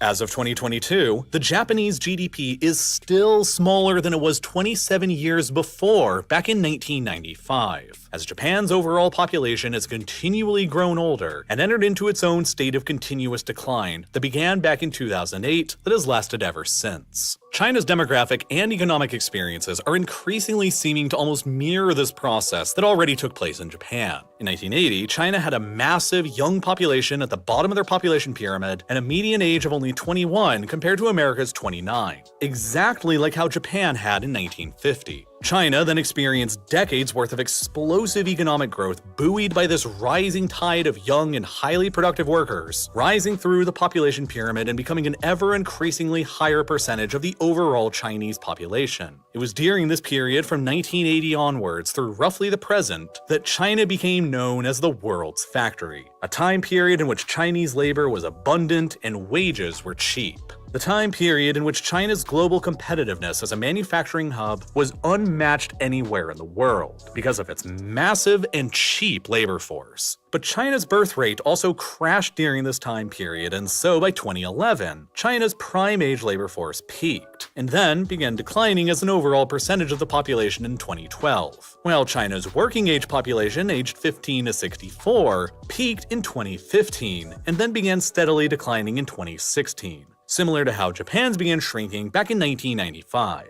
And partially as a result, the growth rate of GDP in China has already begun to decelerate from the 7% that was seen in 2015 at the peak to as little as 3% in 2022. As China's old age dependency ratio continues to increase and the working age population continues to shrink, Chinese manufacturing, the literal backbone of the Chinese economy, will continue declining in competitiveness as the labor pool grows more scarce, and wages rise to compensate, creating more inflationary pressures on companies and countries that rely on Chinese manufacturing. That will tremendously benefit other countries in the world like India and Mexico, whose economies still have a lot of room to develop and who have massive young populations right now at the bottom of their population pyramids that are still growing and that will surge through their populations over the next several decades as they enter into their prime working and earning years. India and Mexico are therefore probably the most well-poised countries in the world to supplant China's increasingly less competitive manufacturing industry. By 2030, China's median age will grow to be about 5.5 years older than America's. And by 2033, China's old age dependency ratio of people older than 64 will also finally begin exceeding America's. The growth rate of China's GDP is thus generally expected to fall beneath America's growth rate sometime between 2031 and 2035. And then, it'll probably never be capable of catching back up again, just like Japan's. China's economy is thus, demographically speaking, already peaked, just like Japan's peaked back in the mid-1990s. And beginning sometime in the early 2030s, China's economy will probably begin stagnating just like Japan's did in the face of continued growth in America. And as China's population ages, China's available manpower fit for military service will likewise continue declining as well. China's demographic decline from the 2030s onwards will be more of a gradual process than something that'll just happen overnight. China will most likely retain its position as the world's second largest economy for decades more to come. But there also exists an obviously huge gap in between China's waning demographic and economic strengths to come and Beijing's own ultimate geopolitical objectives, like finishing the Chinese Civil War once and for all by finally establishing its political control over the island of Taiwan from the Republic of China's government. The strategic calculus involved in accomplishing this goal, and realizing that its strengths will begin declining relative to its rivals in the near future, may lead to China's leadership becoming susceptible to a more aggressive foreign policy in the near term that includes strategic miscalculations and misjudgments in a highly similar way to the path that Russia has ultimately taken. After the collapse of the Soviet Union in 1991, Russia has faced an aging and declining population nearly every single year of its existence ever since. As military planners in the Kremlin realized that their population was in a state of terminal decline and that their demographic strengths would be weaker in the future than they were in the present, the Russian government began adopting an increasingly aggressive foreign policy as it sought to accomplish its foreign policy goals of restoring authority across the area of the former Soviet Union before it was demographically too late for them to do so, culminating in the invasion of Georgia in 2008, the first invasion of Ukraine and annexation of Crimea in 2014, the intervention in Syria in 2015, and the full-scale invasion of Ukraine in 2022. The foreign policy calculus within Beijing is now becoming highly similar to how it's been in Russia since the mid-2000s. China's population is now set to be declining every single year for the next several decades more to come. The longer the Chinese Communist Party waits to act militarily on its ultimate foreign policy objective of establishing control over Taiwan, the harder it will be for them to do so, as their economy and manpower reserves dwindle in the face of the American-led alliance network that will likely oppose any invasion attempt. The Chinese government has never renounced their right to use force to bring Taiwan under their control, as Chinese President Xi Jinping himself publicly stated during the October 2022 twice-a-decade Chinese Communist Party National Congress, during which he stated, "Taiwan is China's Taiwan. Resolving the Taiwan question is a matter for the Chinese, a matter that must be resolved by the Chinese." We will continue to strive for peaceful reunification with the greatest sincerity and the utmost effort, but we will never promise to renounce the use of force, and we reserve the option of taking all measures necessary. There likely exists a narrow window of opportunity in which the People's Republic of China will enjoy the highest likelihood of success during an attempted invasion of Taiwan, and it is between 2027 and 2031. That is because in 2027, the People's Liberation Army, or PLA, will experience its 100th anniversary of founding and finish its scheduled modernization and reform plan set to ideally transform it into a fully capable modern military force. In order for China to be victorious during any invasion attempt of Taiwan, the invasion has to be carried out as rapidly as possible across the Taiwan Strait in order to deny any potential foreign interference from America, Japan, and others taking place that would tilt the balance of power. The Chinese armed forces have to be ready and extensively prepared for a lightning operation to ideally win and subjugate Taiwan before any foreign intervention can be made against them. And this is why the armed forces have to be fully reformed and modernized first by 2027. Xi Jinping will almost certainly be awarded a fourth term as China's president by the next Party Congress that same year in 2027. And then in 2031, he will be turning 78 years old, which is the average life expectancy in China. 2032 will also mark the next National Party Congress, and Xi will be under pressure by then, nearing 80, to have shown results and leave behind a legacy. And by then, in the early to mid-2030s, China's population will be rapidly declining and aging, and the Chinese economy will probably begin stagnating and growing slower than America's, a problem that will persist from then throughout the rest of the 21st century. If China is really going to end up invading Taiwan then, the best opportunity for it and for Xi himself to do so will have to be between 2027, when the PLA finishes their scheduled reforms and modernization, and 2031, before Xi personally grows too old, and the Chinese demographic time bomb really begins setting off. If they wait too long past that point, the best opportunity they will ever have to invade will be lost, and they may never be able to militarily force Taiwan into the People's Republic of China ever again. Now, having met a lot of real-life lore viewers over the past few years, I know that there tends to be a bit of a certain type. Most of you are very highly motivated and always working towards a very specific set of goals, whether they're career-oriented or personal or a mix of each. So that probably means that you're the kind of person who values your time very highly. And my question to you is simple. Why waste your valuable time shopping at the grocery store, planning out your meals, driving or walking to the store, searching through all the aisles, walking in line to check out, and then prepping, cooking, and cleaning and dealing with all sorts of extra supplies that'll inevitably all go into the garbage? All of that is totally unnecessary now thanks to services like this video's sponsor, HelloFresh. Put simply, HelloFresh is a meal kit that gives you all the upsides of cooking at home without any of the downsides. You select what you want to eat from 40 weekly recipes that they offer every single week. And then a box will arrive on your doorstep with all of the ingredients and recipes you need to cook those meals. This cuts out all the boring and time-consuming bits, shopping and most of the prep, so you get to skip straight to the most fun part: actually cooking. And then in about 30 minutes, you've got a delicious, fresh, home-cooked meal. And if you need dinner even faster, they also offer a series of fast and fresh options that are ready in only 15 minutes or less. It's also all cheaper than grocery shopping and 25% cheaper than takeout options. Personally, it really allows me to fit more delicious cooking into my very busy schedule. And that means I can avoid ordering more expensive delivery food or eating unhealthy frozen meals. That's why I've been using HelloFresh myself now for more than 2 years and regularly order some of my all-time favorites, like this amazing buffalo spice chicken. All around, HelloFresh is just a better way to eat, and it's often cheaper too, especially since you can click the button that's here on your screen right now, or by following the link down in the description below, which will take you directly to HelloFresh.com and use code RealLifeLore50 at checkout for 50% off plus free shipping. It's a great way to help support Real Life Lore and eat well too. So once again, that's HelloFresh.com and code RealLifeLore50 for 50% off plus free shipping. And as always, thank you so much for watching.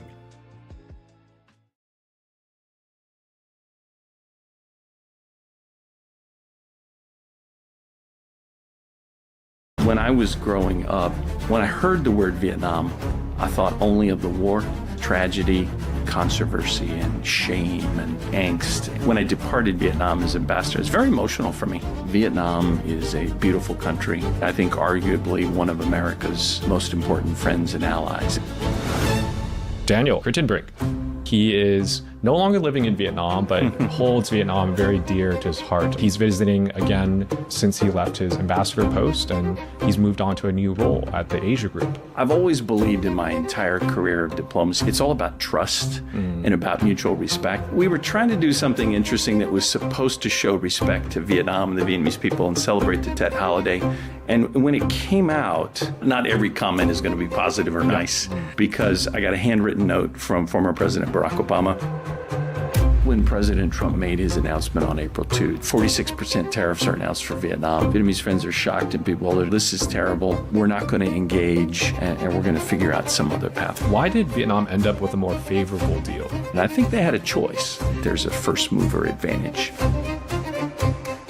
The first American ambassador to the Socialist Republic of Vietnam was Pete Peterson. And I told him once over dinner that what the United States and Vietnam had accomplished together was a miracle. And Ambassador Peterson got very unhappy with me. And he said, I don't like the word miracle.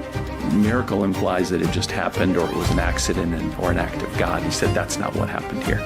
Will Vietnam be, quote unquote, the next Singapore? Don't get me wrong, I have a lot of respect and admiration for Singapore as well, but...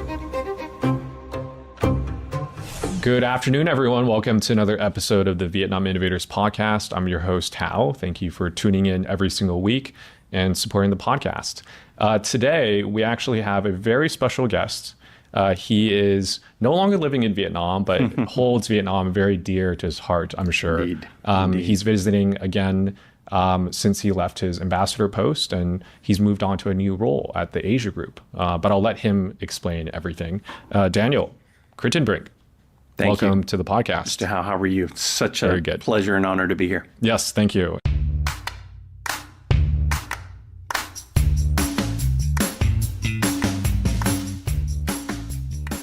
Let's just wind back the clock a little bit, Ambassador. In my notes here, one of your last things that you did with the Vietnamese government was a very endearing photo with the former General Secretary upon your departure.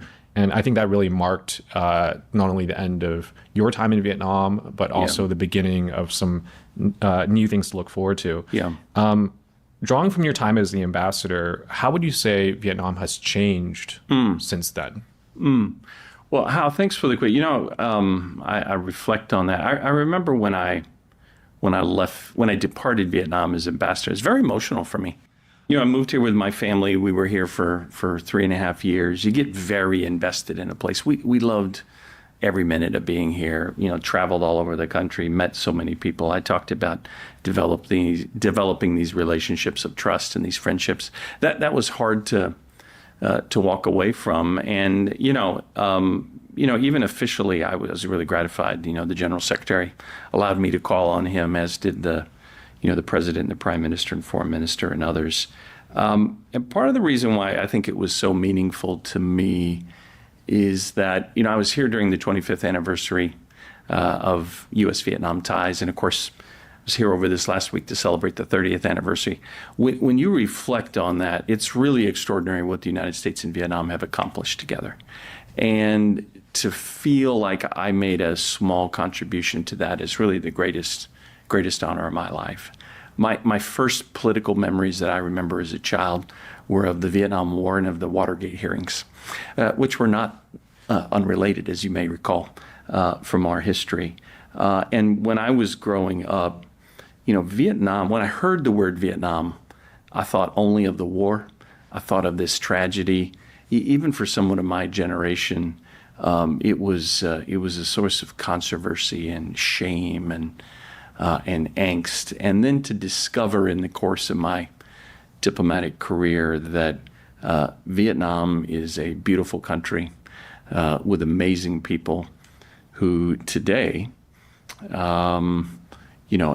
really, I think, arguably one of America's most important friends and allies. And when you reflect on that journey, it's really gratifying and it's quite emotional. You ask how Vietnam has changed the most. Look, I think Vietnam has changed in an extraordinary way over the last, especially 30 years. And the U.S.-Vietnam relationship has changed alongside it. And there's a direct correlation there. I think Vietnamese leaders decided that they were going to pursue a new path, a path of international integration. And part of that was dependent on normalizing ties with the United States. As you know, the United States still had an economic embargo on Vietnam and was probably the main roadblock to Vietnam's internationalization strategy. So the two went hand in hand. Vietnamese reform, desire to integrate internationally, and then a desire to normalize ties with the United States. All of that came together. I think Vietnam has changed in really dramatic ways, and Vietnam has accomplished so much. I think the Vietnamese people and the Vietnamese leadership should be incredibly proud of what you accomplished. Vietnam today is a leader. It's a leader in the region. It's an incredible example of what a country can achieve. It's partly related to the normalization story with the U.S. I think it's much more related to what a people and a country can do when they set out an ambitious plan and when they work towards it. Vietnam's, as you know, one of the fastest growing economies in the world. You are one of the youngest countries in the world. And when I come here, I'm just addicted to the dynamism and the energy that I feel. And also, perhaps most surprisingly, to the incredible positivity towards the United States. A couple of years ago when I was here as ambassador, I used to say America is more popular in Vietnam than any other country in the world. Can you imagine that after everything that we've been through? But it's true. I'll share one more story. The first American ambassador to the Socialist Republic of Vietnam was Pete Peterson. I don't know if you're aware of his story, but he was a fighter pilot during the war. He was shot down. He was imprisoned in the Hanoi Hilton for 7 years, about a year longer than John McCain was. And he ends up becoming the first American ambassador and does such an amazing job and really got us off, I think, on the right foot. Got to know him when I was ambassador here. I used to host him at my home regularly. And I told him once over dinner that what the United States and Vietnam had accomplished together was a miracle. And Ambassador Peterson got very unhappy with me. And I was surprised. And I said, why? What did I say? And he said, I don't like the word miracle. He said, what the United States and Vietnam have achieved is extraordinary, and we should celebrate it. But miracle implies that it just happened or it was an accident or an act of God. He said, that's not what happened here. What we've achieved is the result of hard work, courage, commitment, and goodwill by people and leaders on both sides. And I was really inspired by that. So look, Vietnam has accomplished a lot through the hard work of your people and your leadership. The United States and Vietnam have done the same together. Hasn't been easy, but you should be proud of what you've done, and we should be proud and celebrate together what we've achieved. Now you know what you know today, which is probably not much more than most people in terms of like the details of the negotiation, but you know the context, how the people are thinking about it. Why did Vietnam end up with a more favorable deal, would you say? Of course, it's not a done deal. Yeah. Aside from the trust social, I think it's what it's called. Yeah, Truth Social. Truth Social, yeah. sorry. Yeah. Was it strategy? Was it trust? Something else? Yeah. Give us a little backstory of what you're thinking on that. Yeah, no, these are great questions, Hal, and something that we, follow very closely and spend a lot of time talking about. Maybe I'll say a couple of things. Look, I have tremendous respect, I think you can tell, for Vietnam and for Vietnamese diplomacy, which I think is been very skillful over the years. I talked earlier about what Vietnam has achieved. I think diplomatically, Vietnam has achieved all that it's had because your leadership and your diplomats are very strategic and very practical. And I think Vietnam has brought that same strategic thinking and practicality to the current challenge over tariffs. I do think when President Trump made his announcement on April 2 to issue the so-called Liberation Day tariffs, the reciprocal tariffs, I do think Vietnamese friends were shocked and a bit bewildered. Some were maybe a bit angry. And I think what I had heard in the run-up to April 2 was some version of, a lot of Vietnamese friends felt like they had engaged so positively with the first Trump administration. This is when I was here as ambassador, of course. President Trump visited twice. President Trump stated explicitly, publicly, and privately that he likes Vietnam. He said that earlier this year in an early phone call that General Secretary Do Lam made. And I think that made a lot of Vietnamese friends feel like we did really well under the first Trump administration. We're going to follow that same playbook. We know the president generally likes Vietnam. Everything's going to be fine. Then the April 2 announcement happens, and 46% tariffs are announced for Vietnam. There's Vietnamese friends are shocked and bewildered. And I think they had a choice. They could have been upset and angry and said, well, this is terrible. We're not going to engage, and we're going to figure out some other path forward, right? But that's not what Vietnam did. And I think in classic Vietnamese fashion, the Vietnamese leadership and diplomats said, we're going to engage, and we're going to engage aggressively, and we're going to bank our success on a belief that there's a first mover advantage. And I think the Trump administration was trying to signal that was the case. But I got to tell you, I think the Vietnamese may have engaged Washington as successfully, maybe more successfully than anyone else. General Secretary Do Lam was the first leader to call President Trump after April 2. They spoke on April 4. There was a formal agreement that Vietnam was going to be on the short list of fast-tracked trade negotiations. The Vietnamese and the U.S. sides have had, I've lost track, I want to say something like 5 rounds of negotiations, both in person and virtually. Deputy Prime Minister Phuc came to the United States. Trade Minister Dien came to the United States multiple times. Lots of virtual engagements as well. And look, the Vietnamese have been strategic, they've been practical, they've been concrete, they've been detailed. I think they brought a lot to the table. They put a lot on the table. And I think my understanding from talking with friends on both sides, the Vietnamese, they came to play. They brought their A game. They put on the table a pretty broad, comprehensive package of commercial purchases, steps to address market access barriers, non-tariff barriers, and then some creative responses to U.S. concerns, whether it was transshipment, Chinese content, or tariff levels, or whatever. So, look, I think the deal as it stands today is the result of hard work on both sides, but I give a lot of credit to Vietnamese diplomats and negotiators for that outcome. I do think, though, we're not quite done. And it's important to focus on that for a couple of reasons.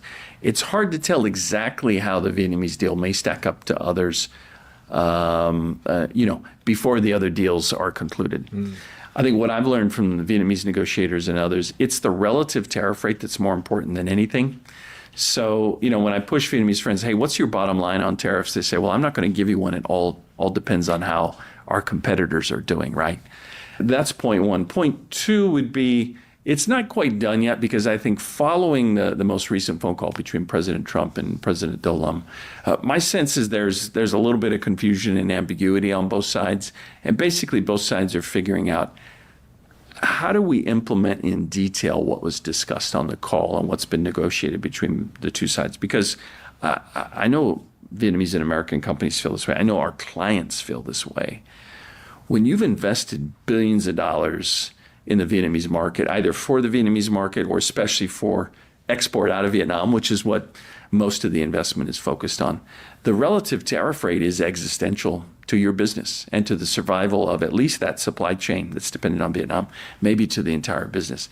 So companies and investors need certainty, and they crave it, they're desperate for it. And I think we can't see soon enough the issuance of this joint statement that's being negotiated, because we need to lay out the clarity. What does 20% across the board on reciprocal tariffs really mean? Does that include the previous MFN tariffs? Is it in place of that, on top of that? What does 40% on transshipped goods mean? I don't know anybody quite on either side of the Pacific who knows yet, right? Because you can define transshipment in different ways. Is it related to fraudulent rules of origin or just Chinese content? And then on the 0% tariffs, does that mean select sectors of goods will have 0% tariffs in Vietnam, or is that across the board? So anyway, we're not quite there yet, but I still think the thrust of your question is a good one. Vietnamese have done quite well. Overall, what's been announced actually stacks up pretty well compared to other markets, but I still think we got a lot of details that have to be hammered out.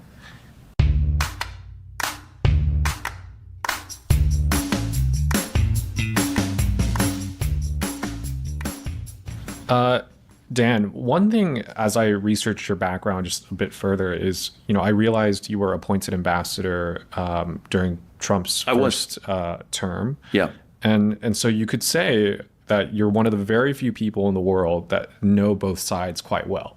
In terms of, I would say, not just relationship. I do feel like I know both sides quite you well. might be actually the only person. I don't know that I think that. about it, because Vietnam and the U.S. The history of trade is not as lengthy as, let's say, Japan or Korea, which have a few decades on it. Obviously, that's probably in terms fair. of history. Yeah, and I think in the relationship, you have this unique lens into it. So my question is the other way around. How can Vietnamese businesses get a better insight into how the current administration is thinking about Vietnam trade? Yeah. How can they perhaps prepare just a little bit better? Yeah. No, that's really well said. Well, look, for those clients who hire the Asia Group, that's what we do. Is we give us the sneak peek. We help them on a daily basis try to understand what's happening in the negotiations. What does it mean for your sector? Because as we understand it, the draft agreement, at least before the phone call, I think was pretty sophisticated in terms of, depending on the sector and level of foreign content, there were different tariff levels and the like. And so I think it's important to know that. But maybe to take a step back before we get too bogged down in the details, maybe look at this issue maybe from a bit more of a philosophical viewpoint. We've tried to advise clients, don't make any rash decisions right now. I think we all crave clarity. And whether you're a company that's thinking about investing in Vietnam or the United States or exporting to one market or the other, whether you're considering, again, an investment in a new supply chain or even considering moving your supply chains, I think now is the moment to probably hang tight, to follow the situation very closely, and to wait until we see how these relative tariff levels settle out before making any big decisions. That would be number one. I do think it's important to follow the issues closely. But thirdly, I think what we normally advise is that companies ought to be quite proactive as well. Our conversation today is focused mostly on sort of risk mitigation and the risks we see. I think a lot of companies in the public go to that sort of in the first instance. But one thing we try to do at the Asia Group is we try to tell clients, look, there's always opportunity as well. And there really is, because we're in the midst of a trade negotiation where both sides have a lot of stake. You could argue both sides have a lot of leverage right now. This is the moment, as far as I'm concerned, to resolve a lot of the long-standing market access issues and non-tariff barriers as well. So I think the companies that have succeeded the best are the ones that have gotten their issues on the agenda, whether it's American companies petitioning the U.S. government or Vietnamese companies petitioning the Vietnamese government, or a little bit of both.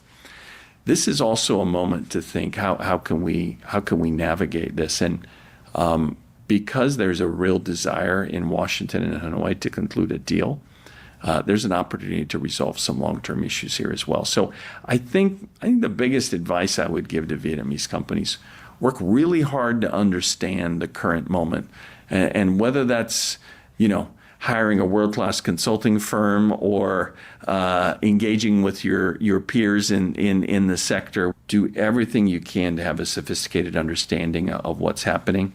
But I'd be very deliberate and careful. I wouldn't make rash decisions right now, but I would definitely take a proactive approach. And again, it's not all gloom and doom. It's not all risk and downside. There are tremendous opportunities here. And to go back to your very first question on this subject, Vietnam looks pretty good from where we sit today. If we can land this deal that we're negotiating right now, I think Vietnam's going to come out in a pretty strong position. I think that's where I would bet my money right now. But we got to watch really closely, because this deal's not fully done yet. And again, it depends on the relative tariff rate for the other markets as well. Dan, on that note, before I continue as well, I've been meeting a few other business leaders over the last week since we scheduled this podcast. Today's the 15th of July, just for the audience to know. We'll release this very quickly after recording. And I noted that, hey, we're having Dan on the show. He's at the Asia Group. He's going to be sharing about this topic. And everyone wanted to listen to this podcast. Oh, wow. And actually, thank you. just as a side note, we'll have to revisit it later. Some of them actually really wanted to do like a closed door session with you, like an offline event to hear from you and your team. Well, look, my friend, I'm game. So if you want to do something like that, let's talk, because whether it's on a future trip or something that we do remotely, I'd love to do that. When you look at U.S.-Vietnam trade and the role of the market, we got decades worth of experience with one another, decades worth of investment in trade and relationships. And I know that the United States remains Vietnam's largest export market.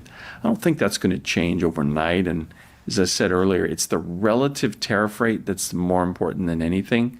So let's see where things shake out.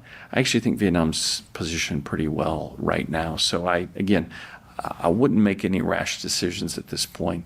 I think we're going to know more in the in the coming weeks, but I remain bullish on Vietnam and U.S.-Vietnam relations regardless. Will Vietnam be, quote unquote, the next Singapore of Southeast Asia? Is that the wrong comparison altogether? Is it making its own story? And what is that story, if you were just to give that quick elevator pitch? Well, look, don't get me wrong. I have a lot of respect and admiration for Singapore as well, but and look, these are Vietnam's sovereign decisions. Vietnamese leaders know better than anybody else what are the challenges and opportunities for Vietnam here in the 21st century, and what's the right path forward. But I think for me, I'd probably be reluctant to sort of hop on the bandwagon of let's talk about being the next Singapore. I'd probably pitch it as how can Vietnam be its best self, be the best Vietnam that it could be, and think about all the attributes that you have. You have this. When we talked a little bit earlier, but I reflect a little bit more on what is it that American and other investors see in Vietnam. Again, they see this young, rapidly developing economy with Vietnamese people who work hard, who are pretty well educated and trained to begin with, but are hungry and eager for more, who are sincere and honest and dedicated. Again, you've got a leadership that's focused strategically on trying to take Vietnam to the next level of development and is committed to private sector to growth and FDI. There's a lot to be optimistic about here. So that's what I'm focused on. I've heard a little bit since I've been here, this idea of Vietnam as the next Singapore. And look, there's a lot to learn from in Singapore, a lot to like. Again, for me, I think Vietnam needs to just think about what are its unique attributes and how can it be its very best self. The things that I worry the most about as a friend of Vietnam is how are you going to solve your energy challenge to keep this amazing story going and the Vietnamese economic miracle going. Vietnam has to meet its energy demands. From what the General Secretary and others say that Vietnam knows better than anybody what those challenges are. But there's also been talk about this for the last couple of decades, and probably not as much progress as needs to be made. Vietnamese leaders are also talking about how do we make Vietnam an IT superpower? How do we invest in semiconductor supply chains? How do we build data centers here and take advantage of the AI revolution? You've got a lot of attributes there as well, but a lot of that's going to depend on meeting the power needs as well. And so I really hope that the reforms the General Secretary and others are talking about can really take off, and we can speed up the reform and the project approvals that will meet those energy demands. I hope to see some acceleration there. I think that'll be really key. But I've been really impressed in talking with investors and people here. The things you're doing in the IT sector and in software development. I mean, hey, I guess that's why you're here, right? I mean, it's pretty extraordinary. You think about the number of, Vietnamese in Silicon Valley and the like. There's a lot to work with here that I'm really excited about. I'm confident that Vietnam will continue to find its own path, but that's probably what I would think about. Look, but it's always great to look for examples. I've seen Vietnamese people taking bits and parts of what they like from the Singapore model. From every country in the world, actually. Maybe bits and pieces from like the Korean and Japanese success stories and the like. I just encourage Vietnam to find its own way, and that'll almost certainly be the best way. It's been a few years since our team kind of interacted with you in the past, and I didn't get a chance to meet with you, but our team did. Yeah. And it's all about that rap video. It's pretty amazing. That went viral online. Why don't we just start there to kind of set the tone a little bit? Yeah. Do you remember any lines from the rap video? Well, by the time we got done filming, I probably did it 1,000 times. So I remember all the lines, but you can test me if you want, but no. Okay. The funny thing was, I don't know if you could tell, when we first started doing that, I didn't know it very well. Matt Ferentz, I don't know if you knew Matt when he was here. He was the public affairs officer here in Ho Chi Minh City. And basically he came to me in my last year in Vietnam and said, "Hey, Mr. Ambassador, I got an idea for you." He said, "I know annually you do a Tet video because we always tried to show great respect to Vietnam and the Vietnamese people. So every year I would do some kind of a video to commemorate Tet." And Matt came to me and said, they're pretty good, but he said, "I think we can do something more exciting." And he said, "Did you know that rap or hip hop is the most popular, musical art form among young Vietnamese people? Clear U.S. nexus." He said, "Why don't we do a rap video for Tet this year?" And I said, "Why not? Let's do it." So he did the whole thing. He wrote it. He hired you to produce it. Did the whole thing. I was just his prop. But when we started shooting, I didn't have it memorized at all. And there were two guys holding cue cards behind the camera, and I was reading for some of those early takes. But seriously, I bet we did 100, maybe 1,000 takes. So yeah, it's kind of imprinted in my brain. I'm so grateful to you for doing it. I'm grateful to Matt because he thought of something, a little bit unorthodox.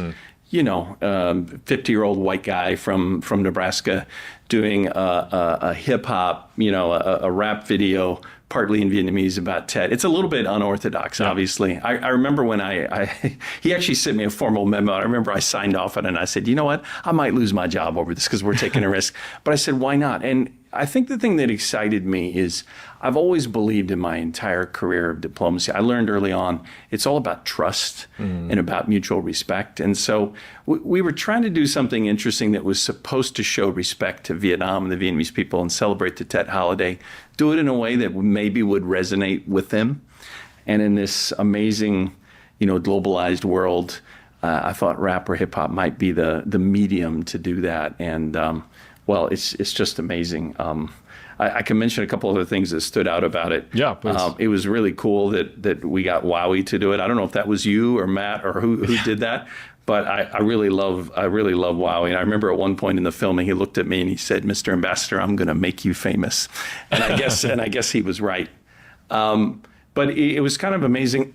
We did it for the Vietnamese audience to show respect and hopefully highlight this great intercultural exchange that's taken place between Americans and Vietnamese. And when it came out, I was really pleasantly surprised how popular it was in Vietnam. It exceeded our expectations, right? But then there was this really kind of strange period where about 48 hours later, it sort of went viral globally. And I wasn't prepared for that. I felt a little nervous and a little bit embarrassed. People are calling me from all over the world. But what I loved about it is then it gave me this vehicle to talk about the United States and Vietnam. And I used to tell people, hey, the idea that an American ambassador would think it was a good idea to do this in Vietnam, and the fact that it was popular, I think speaks volumes to how close the U.S. and Vietnam have become, how much our relationship has changed for the better. So I was really gratified for it. And I have to I have to sort of brag about two things. I felt like it went okay in the end because I got a handwritten note from former President Barack Obama saying, "Hey, great job on the video," and then MC Hammer retweeted the video. So I felt those two things kind of validated it. But we did it for the Vietnamese audience, and I was really gratified how well it went. And I really just can't thank you and your team enough. You guys were amazing. It's probably one of the things I'll never forget about running this company. So thank you so much, Ambassador, for that opportunity. And the audience reception to it was incredible. I remember reading comments, and I reviewed them this morning before this podcast. Some people said it was a milestone in U.S.-Vietnam relations. And you put something out that goes viral globally. Not every comment is going to be positive or nice. But I thought for the people that didn't like it, I think they didn't understand what we were doing. And I think for most people who did, which was the majority of people, I think they understood what we were trying to do. And another thing I was very conscious about was I was trying to be respectful of Vietnam and respectful of the art form, and I was just trying to be myself. So when we talked about like how do I dress, what do I do, I thought Matt and your team said the right thing, like just be yourself. So I had my suit on and a sweater vest, and we did our thing. Awesome. We'll have to arrange a reunion for you and Wowie and Binzi too. I would love to do. When I left Vietnam, I guess it was probably it was just a couple months after that actually. Wowie actually came to one of my farewell events, and I was really touched. He's a great guy. Okay.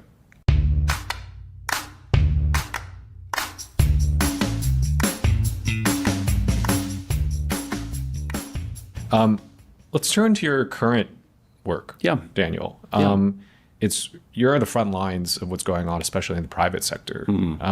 So you're a partner at the Asia Group, Correct. which is a global firm helping primarily American companies, as I understand, kind of expand, do good work, create value in Asia. And you've been in this role since February. Yep. So not too far ago. How did you find this transition from public to private sector?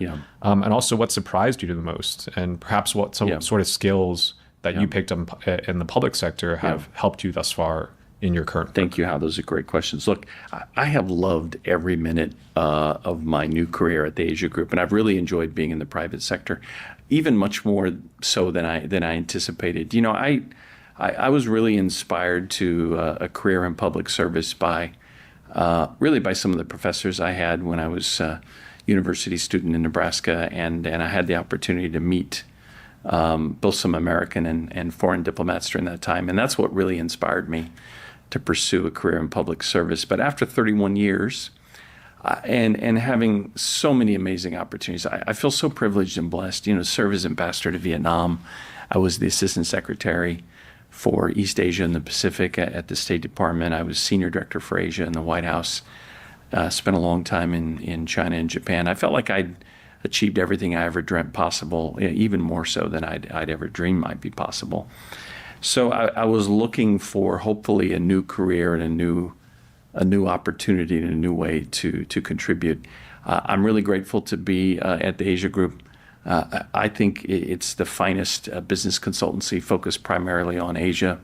And I guess what I've found is I think the skill set of people like me is directly applicable to the private sector. What I learned throughout my public career was that diplomacy is all about relationships, and especially relationships of trust. And I think that's, it's that kind of ethos and that spirit that we bring to our work at the Asia Group. We talk about helping our clients navigate this new geocommercial moment that we find ourselves in. I think more than ever, we're finding public policy, especially emanating from Washington, is having a huge impact on corporate strategy. And if you're going to navigate that moment, I think you have to embrace where we are, you have to understand it, and then we have to help companies in a really sophisticated way navigate that. You asked me what surprised me the most. I think what surprised me on the upside is, look, you are right. We are headquartered in Washington, D.C., but we have 13 offices overseas in Asia. 40% of our workforce is in Asia. And although we do have a large number of American clients, we also have a really large number of Asian clients as well.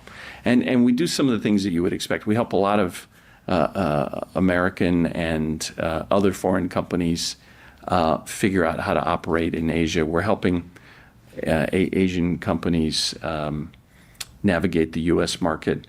But I've been most pleasantly surprised by the number of Asian clients we have that ask for our help elsewhere in Asia.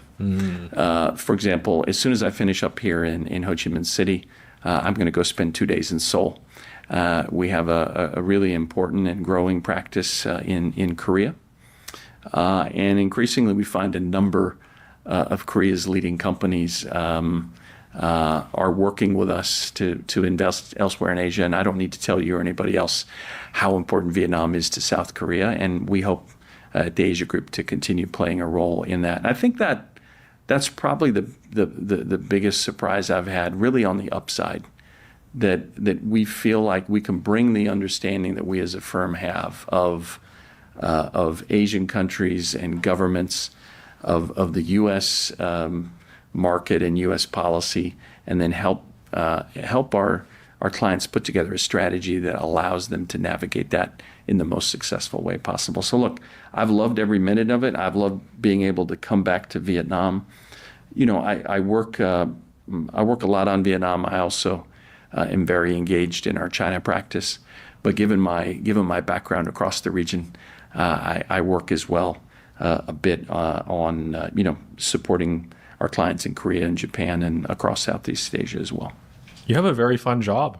I have a great job. You know, I was joking the other day, you know, in some ways I still feel like a diplomat. Just now I'm a commercial diplomat and I'm working mostly on behalf of our clients. And so, you know, it changes your perspective. You're bringing a similar, I think, skill set, and you're using, you know, the same knowledge and experiences that I've developed over decades and that we as a firm have developed over the last decade plus, but just from a new perspective. So again, I tell people I feel like I'm a commercial diplomat now. And the other thing, though, that's still really important to me is I think for myself and many colleagues at the Asia Group, you know, I think collectively, if you look at who we are, almost to a person, we've dedicated our entire adult lives to Asia. So we have really deep and lasting relationships across the region. And so from the sidelines and in an informal way, we still try to help and provide advice where we can to diplomats across the region as well. I'm passionately invested in the U.S.-Vietnam partnership and friendship, and I'll do whatever I can, even informally, to try to support the continued growth of the friendship between our two countries. And I feel the same way about what we're trying to do elsewhere in the region. That doesn't generate any income. That doesn't keep our company afloat. But I think it's something that we all feel passionately about, and we try to do what we can. Look, I can speak for myself, but I guarantee you I can speak for the Asia Group and our chairman, Kurt Campbell, and our CEO, Nirav Patel, and others.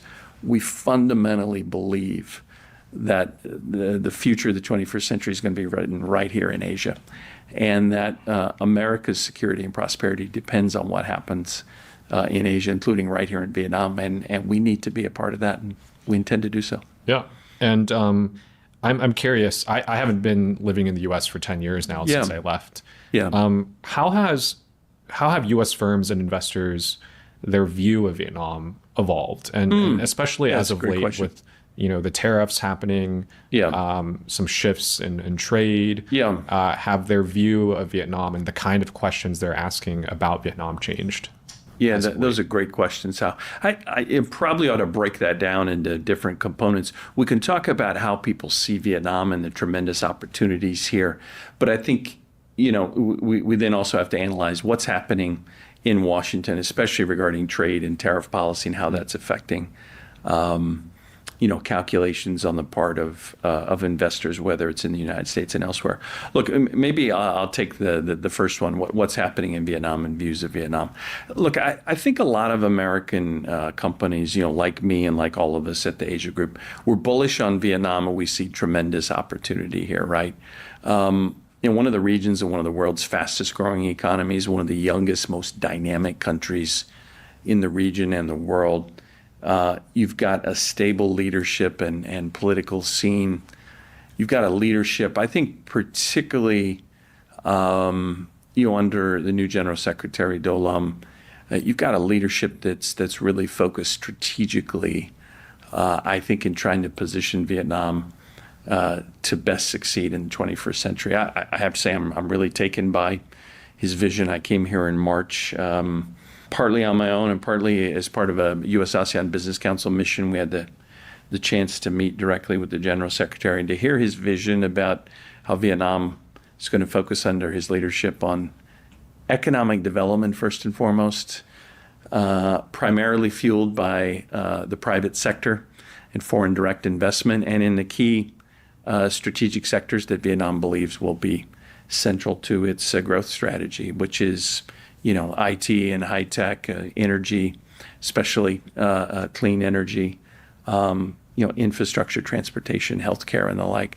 That's a pretty impressive vision. So look, I think, whether it's American investors or South Korean or Japanese investors, there are a lot of reasons to be excited about the opportunity here in Vietnam. A growing economy, an increasingly wealthy populace with cash to spend on all sorts of things. Again, the leadership focused on areas, really growing energy demands that, if they're not resolved soon, are going to be a real bottleneck to Vietnamese growth. But I'm cautiously optimistic Vietnam will meet that. So that's the opportunity that I think American and other investors see.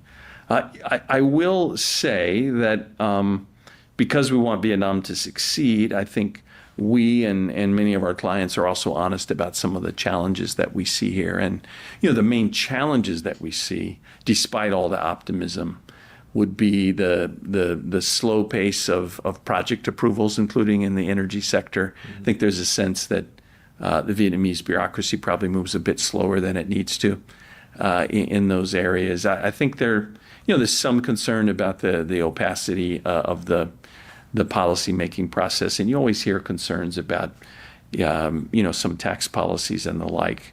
But I will say this: when I first arrived in Vietnam as ambassador, I had all kinds of American companies coming in asking for help, and I used to joke that what I discovered is American companies don't call on the American ambassador to say, "Hey, Dan, just wanted to let you know how well we're doing. Just thought I'd tell you that. Nice to meet you. Bye." No, like American companies come to see the American ambassador because they have a problem and they want the ambassador's help. So I started to develop kind of a skewed, I think, view early in my tenure of Vietnam. I thought, wow, there's so many challenges here. To make sure I had the right view, though, I went and talked to some of our most experienced business people and consultants and lawyers. What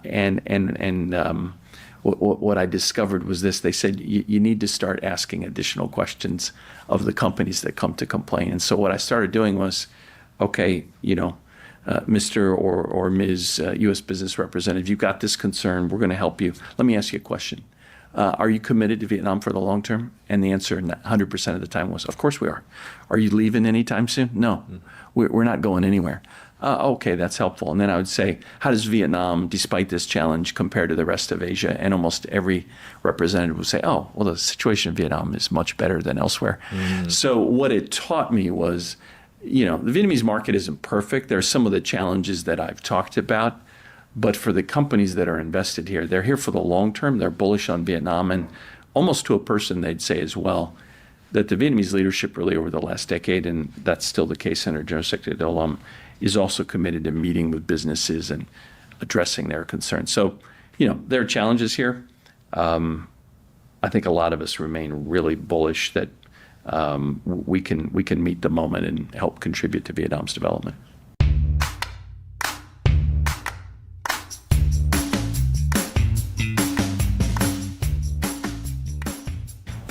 Daniel, we're near the end of our podcast. Just a couple questions left for you, by the way. I want to hear some advice from you about how Vietnamese businesses can prepare to go global, especially in the U.S., and also vice versa. How can U.S. companies come to Vietnam? Just that 1, 2, 3 kind of straight up advice and takeaways that you can offer. Yeah. Look, you got to know your market. You got to do great research. You got to focus on talent. You got to have the best talent to operate, in either market. And you really got to do your due diligence, and you have to, through that research and due diligence and hiring great talent, you have to figure out the unique needs of that market.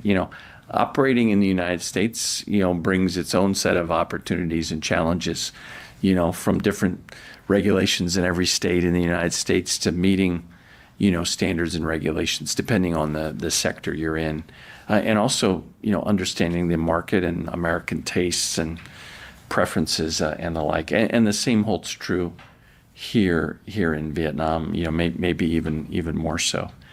When I think about especially the companies and the investors that we see succeed here, they're the ones that are here for the long run. They're the ones that do hire the right talent.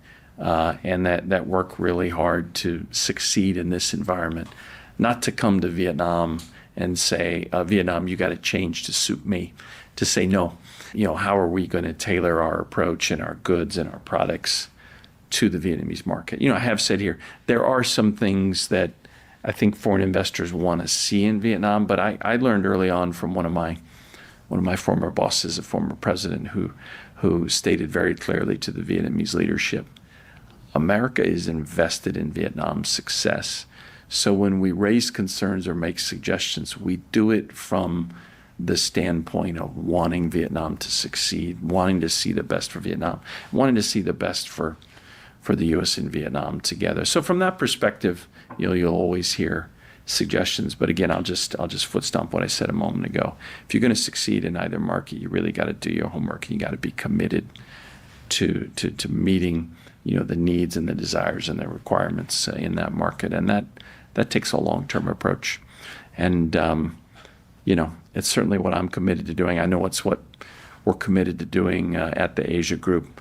And I can't wait to continue to come back here on a regular basis and to see if we can drive as much American investment as possible in Vietnam that works for both countries. And as I mentioned, drive as much investment from other markets in Asia into Vietnam, because I think everyone can see what the opportunities are here. You could argue it's the golden age. Like the past 5-10 years, FDI has only grown, but it could be actually a period of even accelerated velocity of that investment. Absolutely. I mean, the U.S. is like top 10 into Vietnam. Yeah, it's not even top 5, I think. Yeah, if it depends on who you ask and how you count.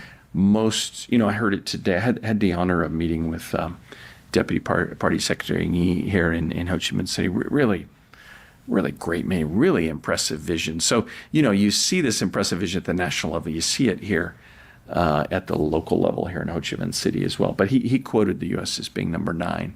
And I guess what I would say is, because I'm American and I'm competitive, I always want to be better. I always want to see more American investment. One reason why I think those numbers are a little lower than the reality, though, is a lot of investment that comes in here comes via Singapore from American companies that are either headquartered or registered there. And I think those flows get counted as coming out of Singapore as well. So I think the numbers are a bit higher. But either way, it's still quite substantial. And then, as I talked about, huge investment flows from Korea and Japan and elsewhere. And we hope to continue playing a role to facilitate that as well. And I should also underscore, I'm really excited as well. Just in the 5 months, I guess, since I joined the Asia Group, we're talking with a lot of Vietnam's leading companies as well about how they might succeed in the U.S. market or other overseas markets, and again, how we can help them do that as well. And yeah, this really could be the golden age, both for Vietnam's economic development, for U.S.-Vietnam economic ties. But I think some of the household names of Vietnamese corporations here in Vietnam are going to be known on the global stage soon as well. Really excited to be a part of it. I know I've said it a million times, but I'm really optimistic about Vietnam's future. Really bullish about the prospects for Vietnam going forward, and look forward to hopefully being a part of that. Very good. Dan, last question, please, for you. We have you on the program today to share your insights, both in your diplomatic career, but also the new private sector career that you're taking forward. And you're still speaking to the same people, though, ironically, just in a different way. It's true. Lots of great insights. Thank you so much. I learned a lot today, and I hope our audiences as well. My question for you would be, we have you on the podcast to share insights. Who can we have on this podcast so that you can learn from? Oh, wow. Hey. So it could be not a specific person. You don't need to name names, but an expert in some industry, a sector, a topic that you're just really curious about. Well, if you're asking me, and I'm going to be selfish, the kinds of things I'm interested in, I'd love to hear from some of Vietnam's corporate leaders about how they see the same set of issues that we're dealing with, right? The opportunities for Vietnam's future growth, some of the challenges and bottlenecks that they see, a similar analysis of U.S.-Vietnam relations and trade going forward, that would be fantastic. I'd love if you bring on some of the young Vietnamese, the up-and-coming generation that you referenced a moment ago. I'd love to hear what they're saying about all of this. Yeah. How do they see their own country and its own future? You know, I'm sitting here as an American business consultant and a former diplomat, pronouncing on what I see and what I think is happening in Vietnam. I'd love to hear if your Vietnamese audience and this really exciting, talented generation, if they're as bullish on Vietnam as I am. And look, if you could swing it, I'd love to see you get some, Vietnamese and American officials on here as well, and maybe see what they say as well. But I've really enjoyed our conversation. I've learned a lot from you as well, and can't wait to see who else you have on the program. I'm excited to learn from them. Fantastic. If anyone listening here today on today's program feels like they can help Dan, he'd love to hear from you, but also vice versa. If you want to learn from Dan and the Asia Group, let us know in the comments below. You have my email too. You can also probably reach Dan somewhere on the internet and his team. They'd love to hear from you. And Dan, like I mentioned earlier in the podcast, I think if we did do some sort of program with our audience, especially the F2 generation, they would absolutely love to hear from you directly. Game. So we'll have to follow up with that another time. Everyone, that was another episode of the Vietnam Innovators podcast. Daniel Crittenbrink, partner at the Asia Group and former U.S. ambassador to Vietnam, possibly one of the only few people on this planet that knows the two parties so well and so intricately. Such a pleasure to learn from you today. And Likewise, I hope to have you on the podcast again. Thank you. Thanks so much. Really enjoyed our time. Look forward to the next session. Very good. Thank you guys, and see you next time. Bye-bye.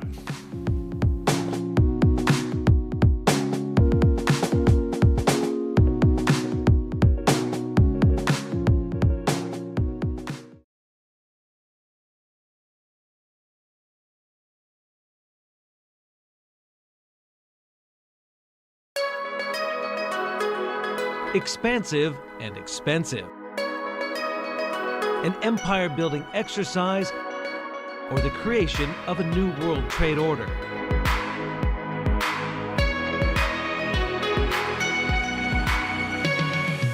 It's not a program dominated by China.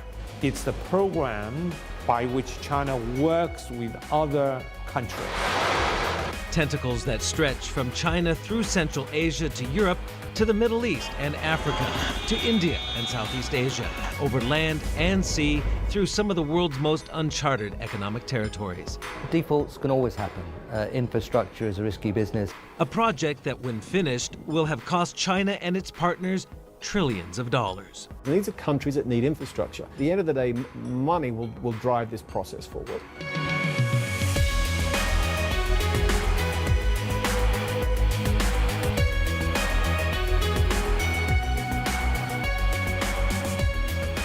Hello, I'm Stephen Engel. Welcome to a look at how the economic future of the world's oldest continuous civilization is evolving. A new dynasty that's being built from Beijing on the foundations of a project that is China's Belt and Road Initiative. Fast trains are one of the symbols of modern China, and so too is the pace at which the networks are being built. Top speed for the trains, more than 300 kilometers per hour. Rightly or wrongly, in the eyes of some perhaps, a reflection of China's Belt and Road ambitions. Contrary to some other people's misconception, it's not a program dominated by China. It's the program by which China works with other countries, working with international financial institutions, multilateral development banks. So it's kind of cooperation. Unfortunately, some people misunderstood this as a kind of China program. China wants to take advantage of this to promote its own interests, which nothing could be further from the truth. Views on China are often mixed. China builds up, again, enormous amounts of goodwill by building infrastructure. These markets are desperate for better metro systems, road systems, especially in these small to mid-sized economies where it's not easy building infrastructure. But at the same time, there are some concerns. And one refrain you often hear from locals, whether it's individuals or companies, is that Chinese companies will often win or come out on top. In the next 10 or 15 years, or next 15 years, the world will invest about $90 trillion in infrastructure, mostly in emerging market and developing countries. So whilst that sum is a very large sum, it's only perhaps a couple of percent or less of the world's infrastructure investment, and it may be 3, 4, 5% of infrastructure investment in Asia. So it is very big, but we shouldn't overdo the magnitude of this in the context of infrastructure investment.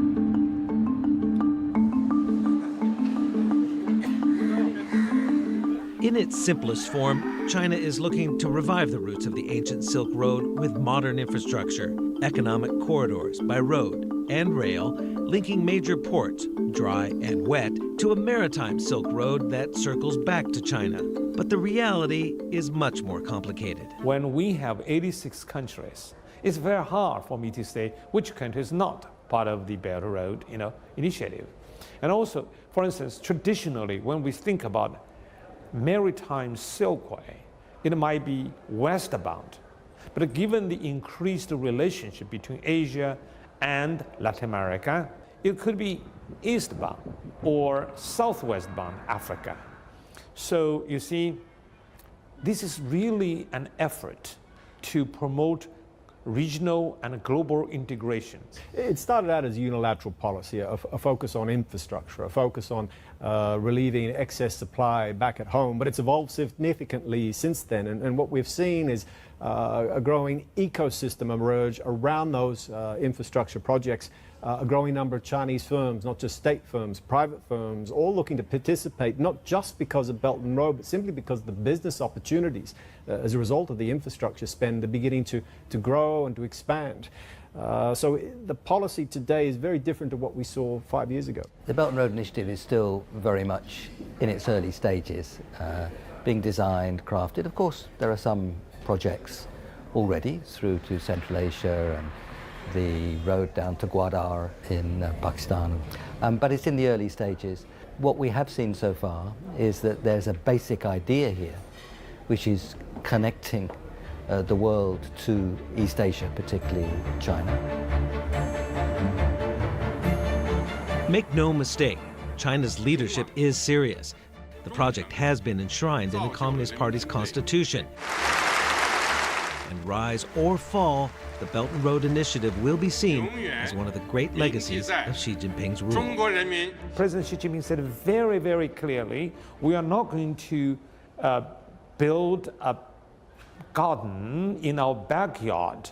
We are interested in building the beautiful garden with beautiful flowers, which will be enjoyed by all of the nations in this world. I think the BRI is central to the strategy of China under Xi Jinping. It's about the story of the rise of China and the reality of the size of China's economy and the reality of the size of China's trade.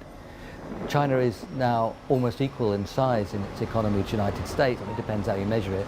Some measurements it would be bigger, much more trade than the United States. So the BRI is a story of the rise of China and the openness of China.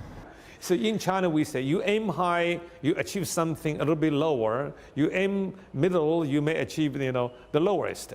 So the Chinese people are very much ambitious. But I would like to say China would be ambitious for the rest of the world. There are 10 economies that by themselves account for nearly 70% of the Belt and Road GDP. Chinese firms have won some deals in these economies, but not too many. They are struggling. And in order to compete with the Korean, the Japanese, the American, the European, or the local firms, whether they're Indian or Turkish construction companies, Chinese firms are going to have to adapt. And that means collaborating with foreign or local partners. If an infrastructure is built in Southeast Asia or Pakistan or Kazakhstan or linking up with Africa, first and foremost, that infrastructure should be shaped by the country in which it is. And that, I think, is extremely important in the whole execution of the idea. It's not a China diktat, it's not China saying this is what your infrastructure must look like. that would be a failure. Maritime routes, new roads, new railways, new pipelines, new ports. China's superhighway is taking shape, moving its products to new markets and bringing the world's offerings into China. Up next, we'll weigh the risks versus rewards of doing business through uncharted territory.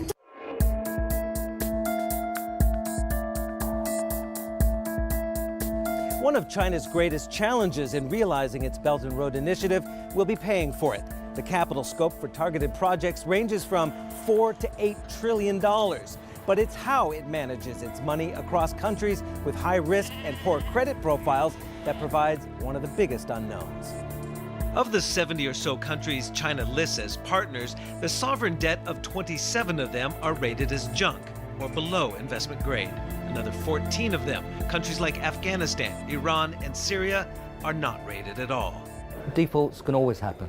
Infrastructure is a risky business in the early stages, and that's why it's so important to have the right kind of finance in the right place, on the right scale, in the right time, and that's what multilateral development banks try to do, to get involved in the early stages where it's risky and manage that risk. See, the policy is very clear. The bank is inclusive. And we do not intentionally try to grab some people into this bank because it's ultimately the decision-making of the sovereign governments. And the door is open and we are inclusive. If they're interested in joining and working with other members, they are most welcome, but each and every sovereign government has its own ideas. Too many government-to-government deals will be a concern, but again, the Belt and Road Initiative is evolving, and in its early stages, there were many government-to-government deals. Increasingly, these deals are profit-driven, done not just between state-owned firms and local firms, but private-owned firms. Particularly, we're seeing Chinese technology firms beginning to move into the Belt and Road markets and looking to tap what is a very market-driven consumer opportunity. And what role should and will commercial banks play? Because they're risk-adverse as well, but they're being driven by policy in many places. You know, commercial banks have a very important role to play, particularly the foreign commercial banks, because they provide a robust due diligence process to project selection, project screening, and ultimately, of course, financing. The Chinese officials recognize this. My conversations at the highest levels often echo sentiments around, well, we need the private banks to participate. We need the foreign banks to participate. We're not going to fund all these projects, but more importantly, we don't want to see white elephants. We want these projects to be viable. Transparency and good governance. They're among the biggest challenges facing supporters of the Belt and Road Initiative. In Malaysia, a change in government has seen the new prime minister pare back some of the deals signed by his predecessor. And in countries like Sri Lanka, a debt default is steering the project somewhat off course. A couple of countries, Sri Lanka is a good example. The Chinese financed a big port there, but it's actually not very useful. It's not economic, so now the Chinese have taken it over. And I think we'll see that in some smaller, more vulnerable countries. You know, infrastructure sounds nice, but if it doesn't generate a lot of business, then it's not good infrastructure. You can see that Hambantota port was taken up without any proper economic feasibility study. Sri Lanka ended up getting into debt trap. As a result, the government of Sri Lanka had to hand over Hambantota port on a 99-year lease, not just the port, but a vast area of nearly 6-7 square kilometers around it. For India, which is the single biggest critic of the Belt and Road project, it's also a question of national security. China's biggest project to date runs the length of neighboring Pakistan to the port of Gwadar on the Indian Ocean. When you talk about maritime Silk Road, the fact that today China has come to acquire control or controlling stakes in some 75 ports in 35 countries. Clearly, that's not being done just with commercial objectives in mind. If you're very close to China, then there's more nervousness. India was a great example. But some of the ASEAN countries, they have to worry that there's a strategic element to this. China's lending a lot of money to Cambodia and Laos. It's clearly buying friendship from those two countries, and they provide a kind of veto within ASEAN. ASEAN operates on a consensus basis. So if you're worried about South China Sea, for example, you can count on Laos and Cambodia to stick with China, prevent ASEAN from doing anything that China would find objectionable. We are witnessing a rapidly expanding presence of China in the Indian Ocean region, in the Indo-Pacific. We understand that China has desired to emerge as a major maritime power. We don't quarrel with that. But what's happening has implications for us. I think that when you have a rising power like China, countries which are close neighbors like India, or countries which were the dominant economic power like the United States, have to think about their position. And they might get a bit uneasy because of the strength of China and the way in which China wants to, quite understandably and rightly in my view, link up with the rest of the world. And the rest of the world now means much more than just routes along the ancient Silk Road. Globalization, connectivity, 21st century transport and finance. It's still very hard to get clarity around the financing of these projects. So even in countries such as Pakistan, for instance, many of these deals, or the financing arrangements around the deals are not made clear. So there are some concerns there that the Chinese, local governments are overpaying for Chinese contracts. The initial set of Chinese loans over the last few years, a lot of it's gone to countries with very poor governance. Venezuela is a big borrower, Sudan, Angola, Iran, Pakistan. These are countries that may very well run into debt problems. But here's an important but. Indonesia is a big borrower, South Africa, Eastern African countries. So I think China has some good clients, some bad clients.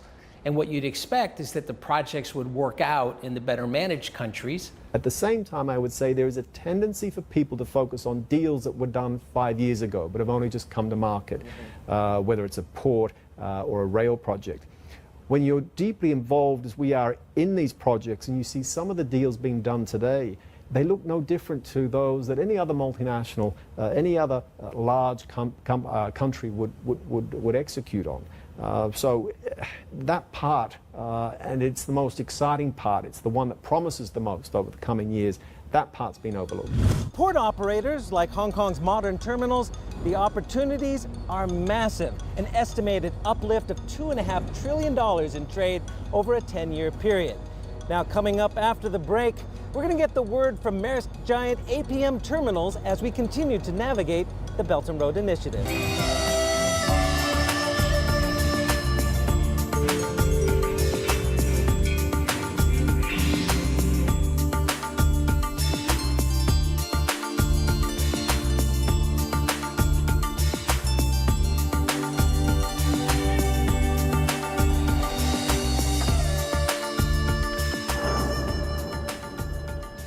We're here in Xi'an, the oldest of China's 4 great ancient capitals, home to the Han Dynasty and the Terracotta Warriors. But more importantly, on this trip, the easternmost point of the ancient Silk Road.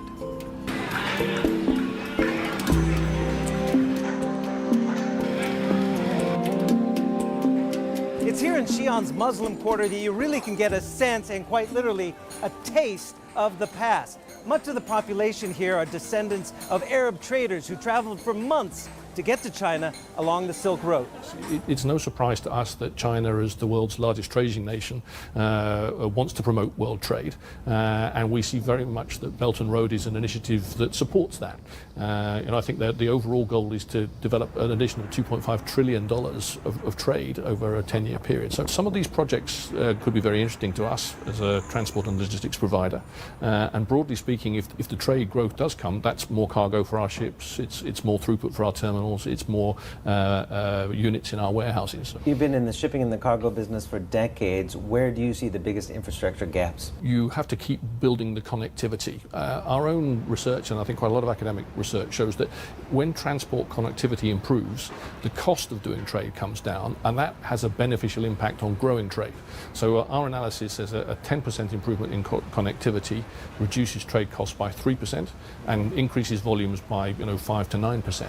So we see a direct connection between these two things. An APM terminal should know. The transport and logistics arm of the seafaring giant Maersk has 78 port facilities in 58 countries, many of them passing along routes of the ancient Silk Road. Very much we are looking and have quite some advanced projects actually within the Belt and Road scope. So for example in Vado in Italy we've co-invested with COSCO and Qingdao Port Group to build a new container terminal, and we're also working with Chinese construction companies to build out new ports in Africa where we have some interest in investing together. So very much seeing the opportunity not just within Asia but along the whole scope of the Belt and Road to collaborate. So what do you think should be the priorities in the opening days or years of this Belt and Road Initiative? I think it's, for us, it's the transparency is the area where we would really like to see the improvement come, so that we can, very often today, projects are done, and we only find out about them after the main players have already reached an agreement. And I think that's probably where the international companies would like to get involved more. The EU, I think, is very much communicating along the same lines in its feedback to China, that this is an area where improving the transparency is critical to the future success of Belt and Road. So, plenty of roadblocks along the way, but there's also a sea of opportunity. Trillions are to be spent. So who along the Belt and Road stand to benefit the most? I think they're shifting toward better managed countries, and it's a more general financing of infrastructure. So countries such as Brazil or South Africa, East Africa, they have vast infrastructure needs. And there's a lot of potential for this to work out. So if you think of it as a Chinese master plan for where infrastructure should be, that's not going to work out. That's not realistic. At the end of the day, money is the ultimate driver here. So if Chinese firms can provide elevated or construct elevated light rail projects, for instance, in India, if Indian players, whether it's Tata or other construction companies, believe there's an opportunity there to make money by partnering up with Chinese companies, then they'll do so. So at the end of the day, money will drive this process forward. Well, I think the closest neighbours to China and those nations on the route to Europe will be the early beneficiaries. That means Central Asia and Southeast Asia. But I hope very much that the links to South Asia will strengthen, particularly to India, because China